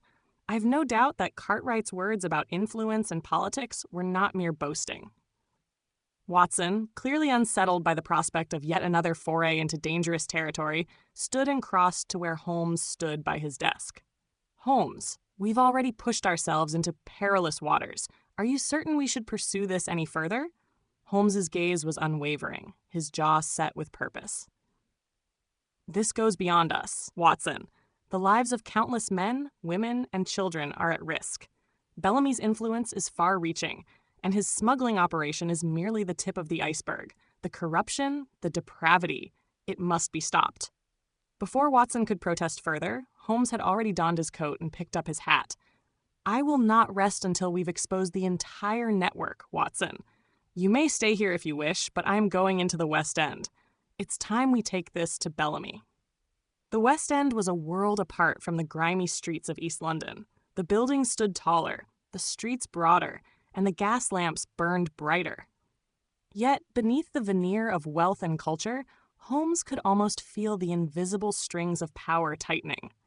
The West End was a place where money could erase any crime, where politicians and businessmen made decisions that affected the entire city, and yet none of it ever reached the public eye. Holmes, in disguise once more, walked with purpose through the bustling streets, Watson by his side. His hat was pulled low over his eyes, his coat dark and plain, and his manner unremarkable. Everything about his appearance was carefully calculated to make him invisible, to allow him to slip through the cracks unnoticed. They had come to investigate Bellamy's influence in the West End, and Holmes knew that every corner of this part of London held secrets. The problem was, Holmes was unsure where to look first. "Holmes, I must admit, I still don't understand why we're here," Watson said, his voice a mix of confusion and concern. "What exactly are we looking for in this area?" Holmes shot him a glance, his voice low but sharp. "We're looking for anyone who has ties to Bellamy, Watson. His influence will leave a trace, no matter how carefully he hides it, whether it's politicians, businessmen, or members of the aristocracy. Someone here knows something, and they're involved." Watson frowned, still unconvinced. "And how do you expect to find them? You've already infiltrated an opium den and exposed Cartwright's involvement. But Bellamy is far more elusive. This feels more like an exercise in futility." Holmes stopped, turning to face his companion. "It's never about the destination, Watson, but the journey. Every moment brings us closer to uncovering Bellamy's network. Patience is a weapon, and we will use it." At that moment, the sound of footsteps drew Holmes' attention. He turned, his eyes narrowing as a figure stepped out from the shadow of a nearby building. The man was tall, with a sharp nose and a walking stick that he carried with an air of self-assuredness. Holmes recognized him immediately. "Lestrade," Holmes said, his voice tight with surprise. Lestrade, the ever-constant Scotland Yard detective, looked equally taken aback. He gave a curt nod to Holmes and Watson. "Holmes, I thought I might find you here. We've been tracking some of the shipments linked to Bellamy, and I'm beginning to believe that the West End holds the answers we're looking for. Perhaps you and I aren't as far apart in our investigation as I thought." Holmes studied Lestrade for a moment before replying, his tone cool but professional. "I'd say our paths have crossed, Lestrade, but I trust you've been following the right leads this time, rather than chasing shadows?" Lestrade's eyes darkened slightly, but he didn't take offense. "We've got information on several people close to Bellamy," he replied. "But the deeper we go, the more dangerous it gets." "I'd like your help on this one, Holmes. I know you've got a knack for getting to the heart of these operations. Together, we might just bring down Bellamy's entire ring." Holmes studied him for a long moment, weighing his options. Lestrade had a tendency to follow the rules, but when it came to cases like these, he was far more willing to bend them. And that might be exactly what they needed. "Very well," Holmes said at last, his voice resolute. "We'll join forces, Lestrade, but remember, this is no ordinary case. Bellamy's network reaches far beyond what we can see. If we're going to take him down, we need to be smarter than him." Lestrade nodded, the seriousness of the situation settling over him. "Understood. Let's get to work then." As Holmes, Watson, and Lestrade continued their investigation in the West End, the night drew on, the fog thickening as the shadows of London's most powerful men grew longer. They were close, closer than they knew, to bringing down an empire built on corruption, deceit, and the silent suffering of so many. But Bellamy was watching, and he would not let them tear apart his empire without a fight. Chapter 11. The Masquerade. The following evening, Holmes sat hunched over his desk in Baker Street, reviewing the papers spread before him. His face, usually so animated with thoughts and sharp insights, now appeared strained, as if the weight of the case had begun to settle deeply upon him. Watson, pacing slowly near the window, could not help but notice the change in his friend's demeanor. Holmes was usually relentless, his energy inexhaustible, yet tonight there was a heaviness that Watson could not place. "You seem troubled, Holmes," Watson remarked, pausing in his walk to glance at him. "I thought our collaboration with Lestrade might bear more fruit. Have we lost the trail?" Holmes looked up, his eyes betraying the faintest flicker of frustration. "No, Watson. The trail is still very much alive," he said, tapping the desk lightly with a pencil. "But what we face now is a far more dangerous opponent than I originally anticipated. Bellamy's operation is not merely about smuggling opium. There are forces at work here, political, financial, that run far deeper than I could have guessed." Watson furrowed his brow. "What do you mean? The West End seems to be the heart of it. Should we not focus on dismantling the operation there? We know Cartwright's connection to Bellamy, and we've already been to the warehouses. What is it that we're missing?" Holmes leaned back in his chair, steepling his fingers. "It is exactly what we're missing, Watson, that concerns me. Cartwright gave us just enough to believe we were on the right path. But Bellamy's operation is layered, and each layer has its own set of guards, men who will do anything to protect it." Watson nodded, though a sense of unease settled within him. The deeper they dug into Bellamy's dealings, the more they were exposed to a world of corruption that stretched far beyond mere criminals. "So we need to dig deeper," Watson said, his voice steady, though the hint of apprehension lingered. "But how do we get to him? If Bellamy has such influence, how can we confront him directly?" Holmes remained silent for a moment, lost in thought. Then, with a sudden flash of insight, he looked up at Watson. "We don't confront him directly, Watson. We don't go after Bellamy at all. Not yet." Watson blinked, caught off guard by the suggestion. "But surely, instead, we let him come to us." The following evening, under the cover of night, Holmes and Watson returned to the West End. As they walked the fog-cloaked streets, Watson noticed that Holmes was even more intent than usual, his gaze darting from shadow to shadow, searching for something that was not yet there. They had a plan, but it was one that involved a degree of danger neither of them could ignore. They stopped at a small tavern on the edge of the district, its gaslights flickering dimly in the mist. Holmes led Watson inside, where a low murmur of conversation drifted over the heads of the patrons.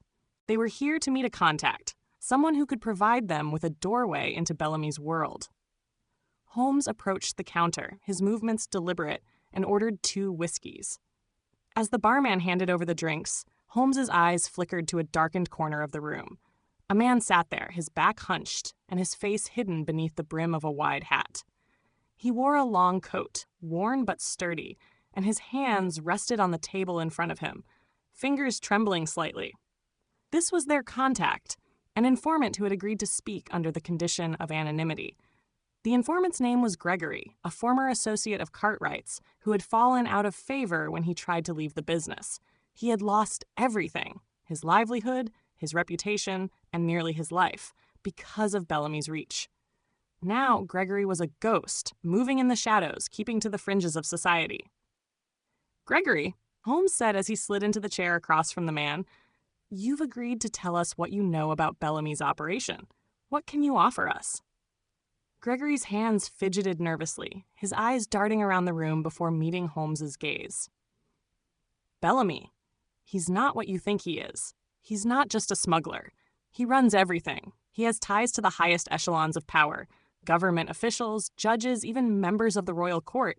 What he's doing with the opium, it's just a front." Holmes leaned forward slightly, his interest piqued. "A front for what?" Gregory hesitated, swallowing hard, before speaking again in a voice barely above a whisper. "For control, for influence. He's manipulating entire networks, ensuring that nothing can touch him. The opium is only one part, the money. The money is just a means to an end." Watson was watching the exchange closely.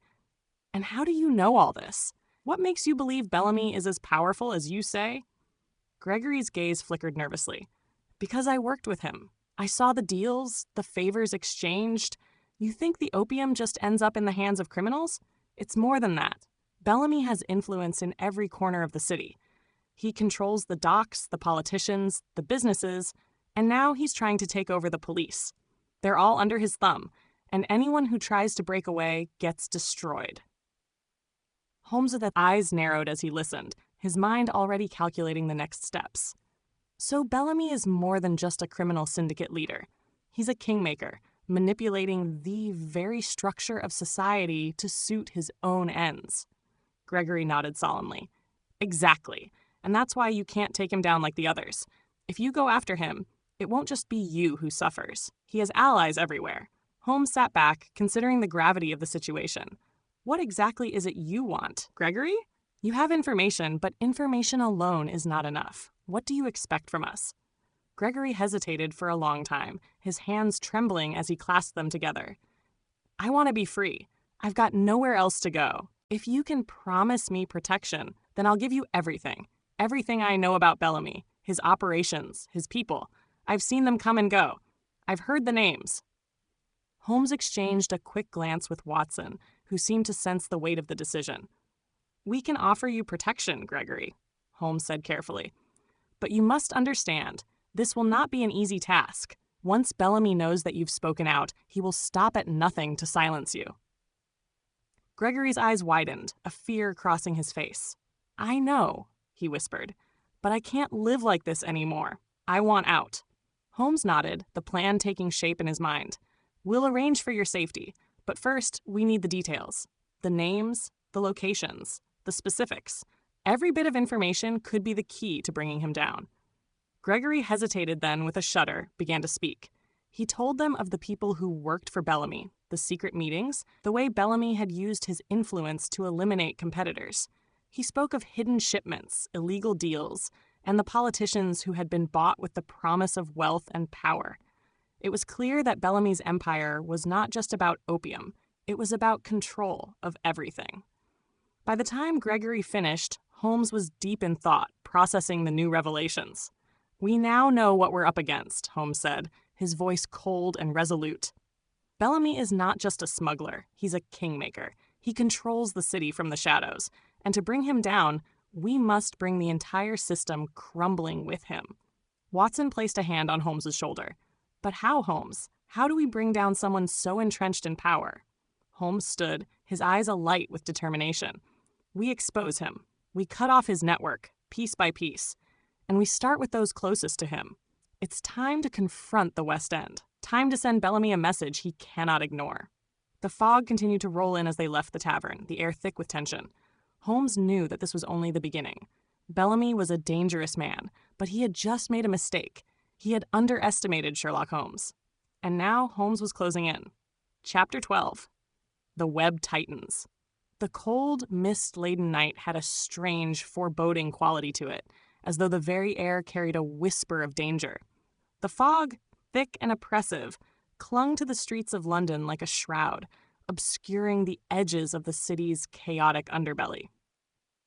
Sherlock Holmes and Dr. Watson stood in a shadowed alleyway, overlooking a darkened building in the West End. It had been weeks since they had started their investigation into Bellamy's opium empire, and Holmes now felt as though he were stalking a predator, though he had yet to fully identify its true form. Watson tugged his coat tighter around himself, looking at his companion with a mixture of admiration and concern. Holmes, as usual, seemed unaffected by the damp chill that had long since settled into the marrow of the city. His attention was focused elsewhere, on the building before them, the location that would, they hoped, bring them one step closer to unraveling Bellamy's tangled web of corruption and smuggling. "This is where it all begins, Watson," Holmes muttered, his voice low but filled with certainty. "If Gregory's information is correct, and I have no reason to doubt him, then this is one of Bellamy's primary strongholds. It's here that his influence is most concentrated, and it's here where we will strike." Watson raised an eyebrow, taking in the building. It was a squat, nondescript structure that blended in with the others in the area, a place where little would stand out unless one knew exactly what to look for. "And how do you propose we strike? We can't just march in and demand answers." Holmes's lips twitched into the faintest of smiles.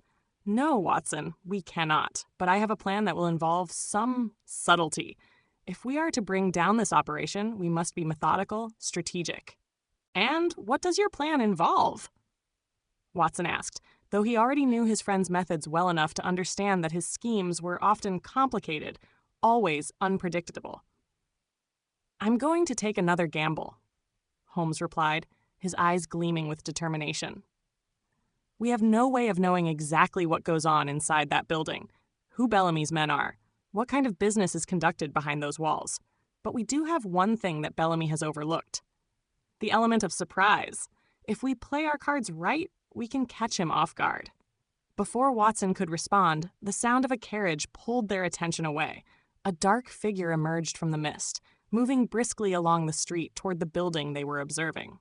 Holmes's gaze sharpened. "Lestrade," Holmes muttered under his breath, watching the inspector approach the building with purpose. "I suppose I should have known he would be involved."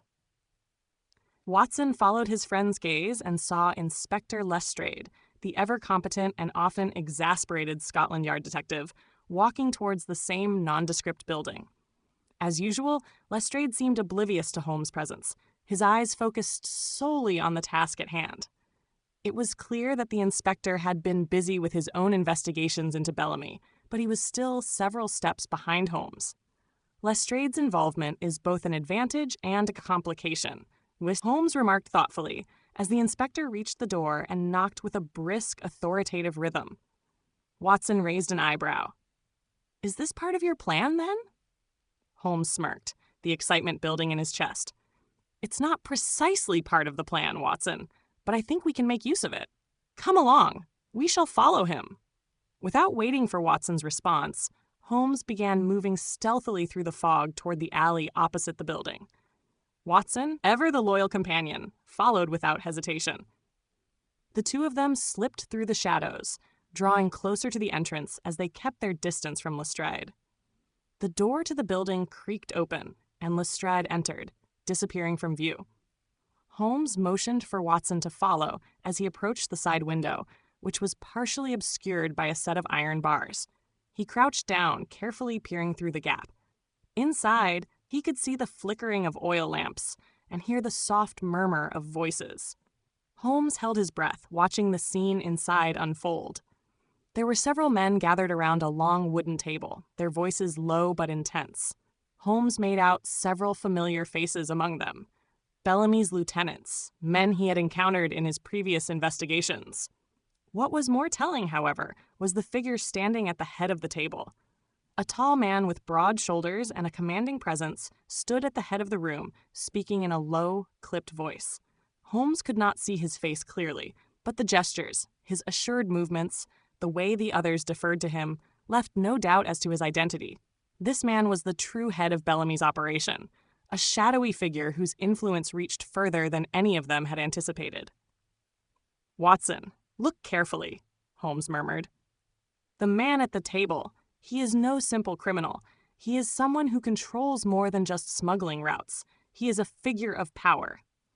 Watson leaned closer, his eyes narrowing as he tried to make out the figure. He nodded slowly.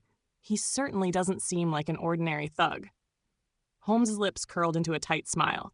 "Indeed, this is the mastermind we've been searching for, Watson. This is the man we need to expose."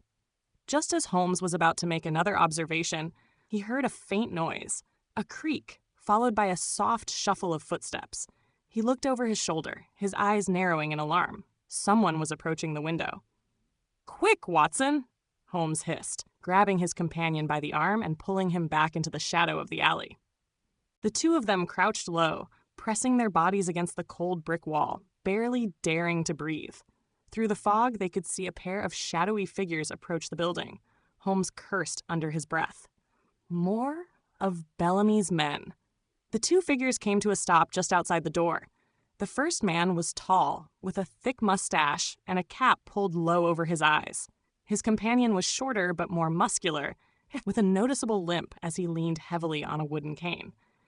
Holmes watched as they exchanged a few quiet words, their voices low enough that he couldn't hear what they said. Then, with a nod, the man with the cane stepped forward and knocked twice on the door. Holmes and Watson exchanged a glance. "What now?" Watson whispered. "We need to follow them inside," Holmes said, his voice tight with urgency. "But we must do so cautiously."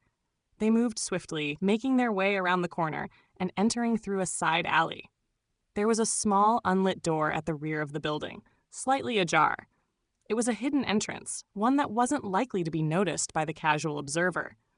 Holmes's sharp eyes had caught sight of it earlier. The two men carefully approached the door, making no sound as they slipped inside.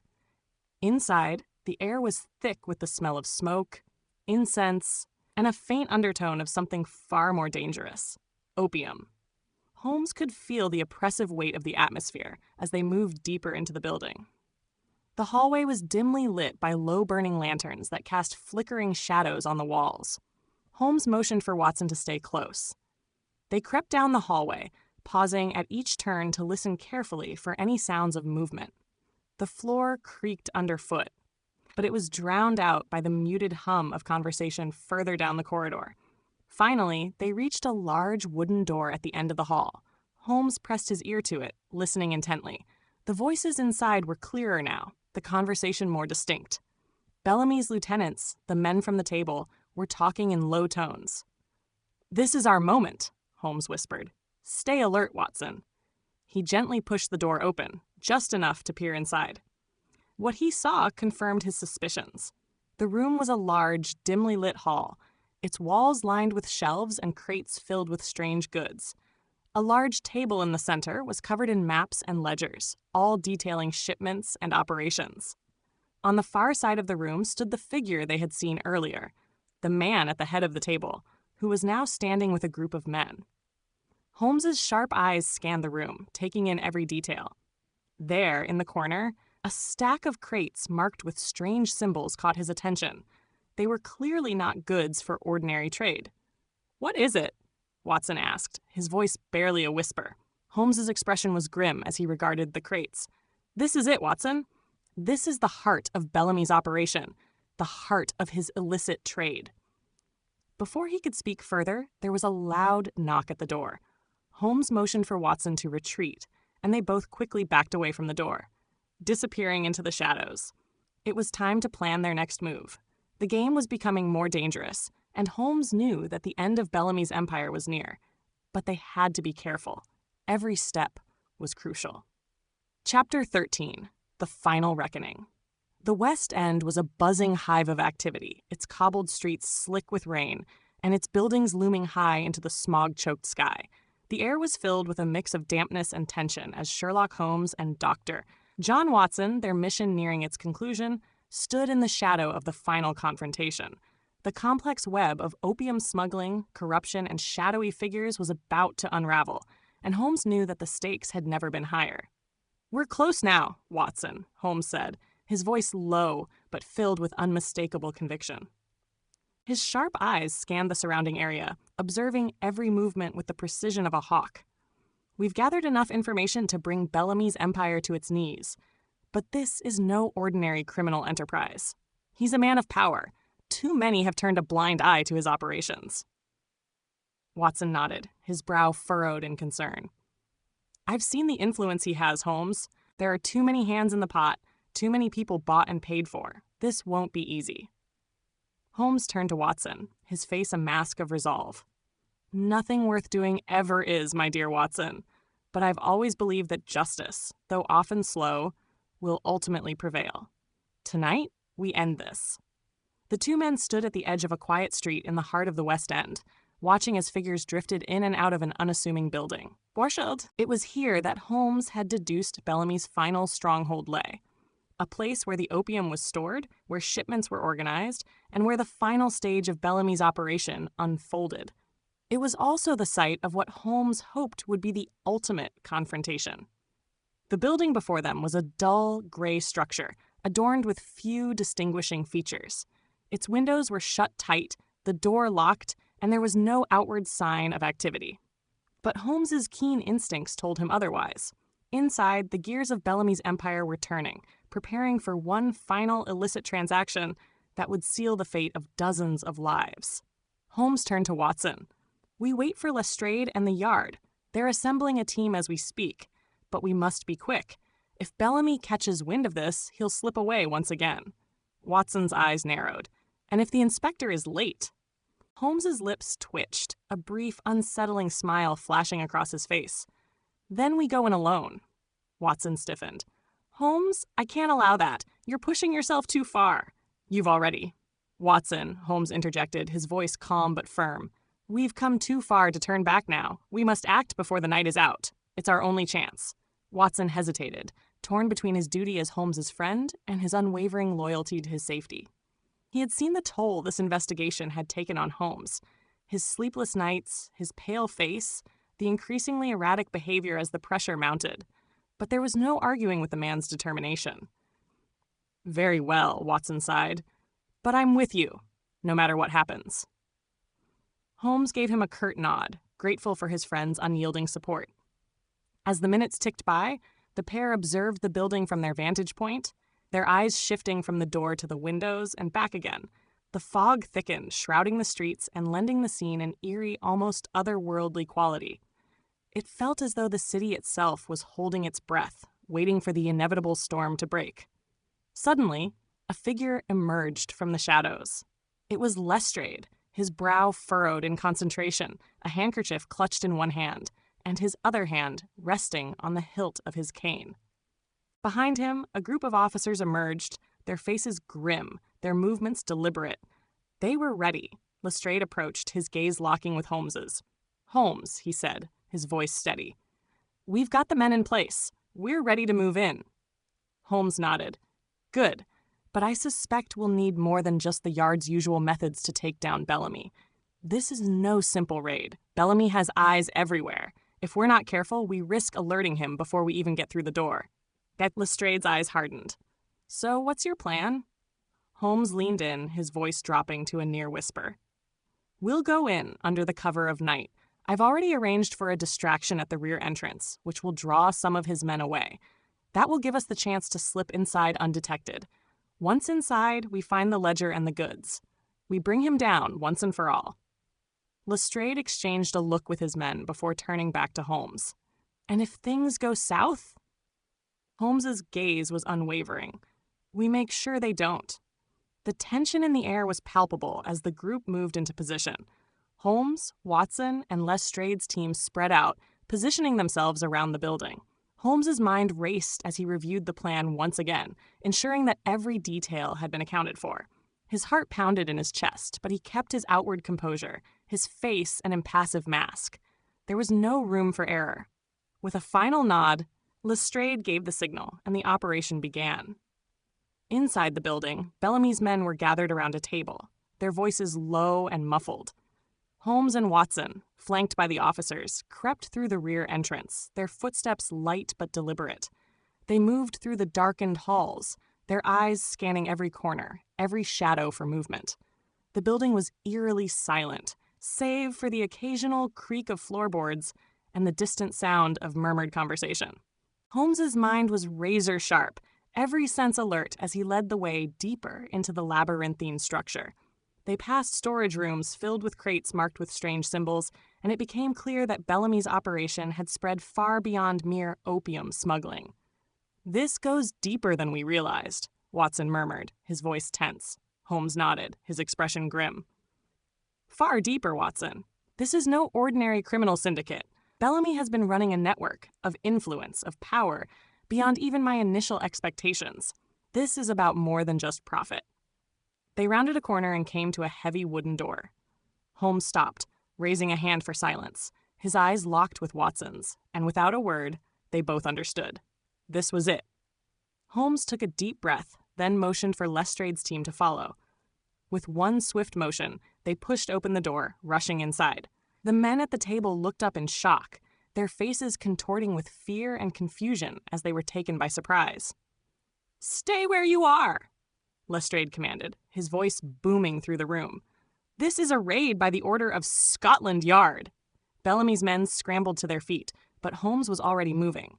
His eyes flicked to the far side of the room, where a large wooden chest sat, undoubtedly filled with illicit goods. He was halfway to it when he heard the sound of a chair scraping against the floor. He spun, his eyes locking with the man at the head of the table. It was Bellamy. The man's face was dark with fury, his eyes flashing with malevolent intent. "You think you've won, Holmes?" he spat, his voice venomous. "You have no idea what you're dealing with. I'll burn you all to the ground." Holmes's heart raced, but he remained calm. "Not today, Bellamy." Before Bellamy could react, Lestrade's officers moved in, subduing the remaining men with practiced precision. But Bellamy was quick. He darted toward the back of the room, a hidden exit that Holmes had anticipated. In a flash, Holmes was after him, his long legs eating up the distance between them. Bellamy slammed open the door, disappearing into the shadows of the alley beyond.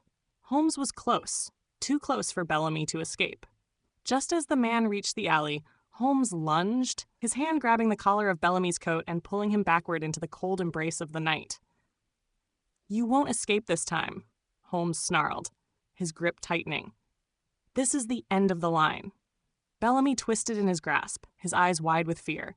"You don't know what you're doing. You've no idea the forces at play here." "I know enough to end your operation," Holmes retorted coldly.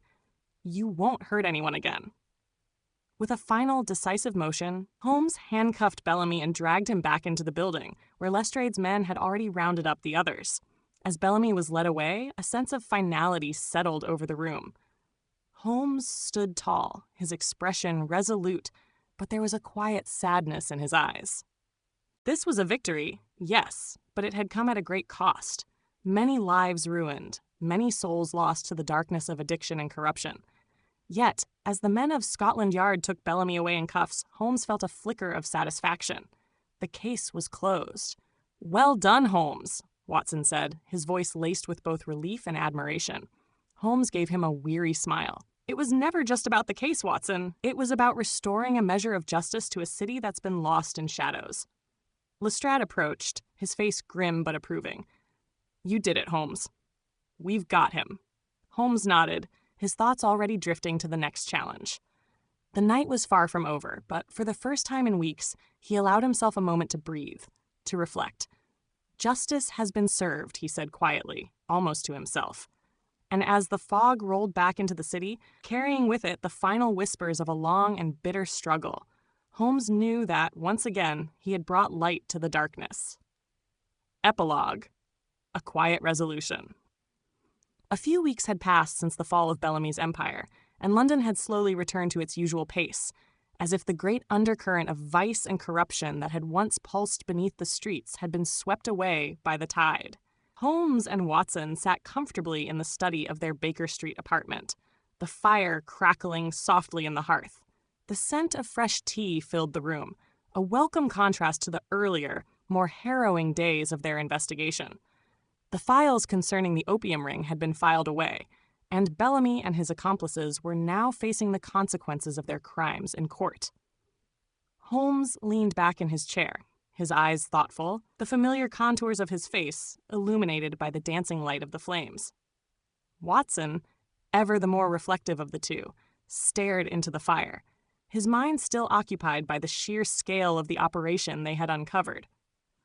"Well, Holmes," Watson began, breaking the silence that had stretched between them, "I must say I've never seen you so consumed by a case.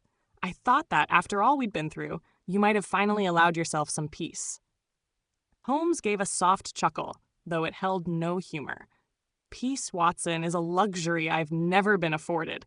You know as well as I do that the pursuit of justice, of truth, is not something that can simply be dismissed when the case is closed. There is always another mystery, another shadow lurking at the edge of the city." Watson nodded, though the weight of what they had uncovered still seemed to press upon him. "Still, I can't help but feel some measure of relief. Bellamy's operation spanned continents, and yet you were able to dismantle it with such precision. It's an achievement few would dare attempt."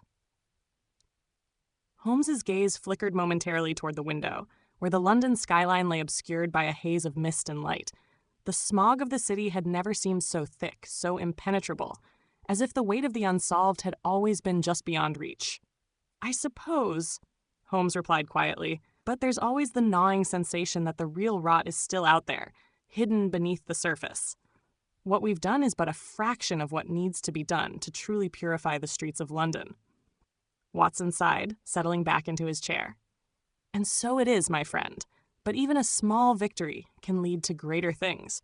You've brought down Bellamy, exposed the vastness of his network, and handed it over to the proper authorities. For now, that is enough." Holmes met his gaze, the sharpness in his eyes softened just a fraction. "You are correct, Watson. It is enough, for now." The conversation drifted into quieter territory as they discussed the quieter aspects of life, the weather, the progress of the latest medical case Watson was treating, and the occasional distraction of clients seeking Holmes's services. For a moment, the tension of the investigation was a distant memory, replaced by the soothing rhythm of routine. Several weeks later, the reverberations of Bellamy's downfall were still being felt across the city. The public outcry had been swift and unforgiving, as more details of the opium ring's reach came to light. Several high-profile arrests had been made, and members of Bellamy's inner circle had begun to turn on one another in a desperate scramble to save themselves. London's criminal underworld, while far from eradicated, had been dealt a blow that it would take years to recover from. For Holmes, however, the victory was bittersweet. As he had suspected, the dismantling of one criminal enterprise only opened up the door for others to rise in its place. His mind never ceased its relentless quest for answers, and while his case files grew fewer, the unrelenting pressure of a new mystery always loomed. One evening, as he sat at his desk, papers scattered before him, his eyes drifted once again to the window. The city outside was quieter now, the clamor of industry and commerce muted by the oppressive fog that clung to the cobblestones below. "Watson," Holmes said suddenly, his voice breaking the silence, "tell me, what do you think is the true nature of London?" Watson, who had been scribbling in his notebook, looked up in surprise. "The true nature of London? What do you mean?" Holmes leaned back in his chair, his hands steepled before him as he regarded his companion with an intensity that only he could muster. "London is a city of contradictions, Watson. It is a place of grandeur and of squalor, of nobility and of vice. It is both the heart of the empire and a breeding ground for its most insidious evils. The shadows that crawl beneath its streets are as much a part of it as the fine gentlemen who stroll through its parks. But do we ever truly see what lies within the heart of the city? Or do we only see what we wish to see?" Watson, ever the man of reason, thought for a moment before replying. "Perhaps, Holmes, we can only see as much as we're meant to. After all, not every mystery is meant to be solved.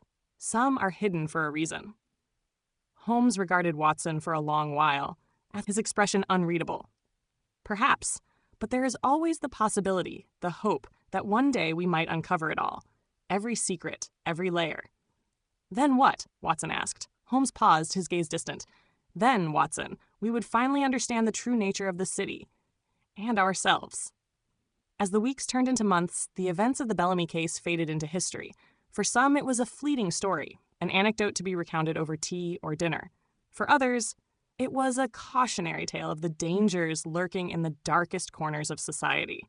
But for Holmes and Watson, it was another chapter in their long and storied partnership, a reminder of the dangers that lay hidden in the heart of the world. But even as the dust settled on the case, Holmes's mind never truly rested. For as long as there were mysteries to solve, his work would continue. And as long as there was darkness lurking beneath the streets of London, there would be a need for men like him, sharp-eyed, unyielding, and ever vigilant. And so, as the years marched on, Holmes continued his work, solving case after case, each more complex than the last, always seeking the truth, always peeling back the layers of the world around him. But the final truth, whether he ever found it, remained a mystery, one that only time could reveal. The end of one case was never the end of the journey. For Sherlock Holmes, there would always be another puzzle, another shadow, and another reason to keep searching. And for Watson, as always, the journey would continue by his side. The end. Thank you so much for listening. We hope you enjoyed the story. Don't forget to leave a comment letting us know which story you'd like to hear next and where you're tuning in from. We love hearing from our detective fans around the world. See you in the next adventure.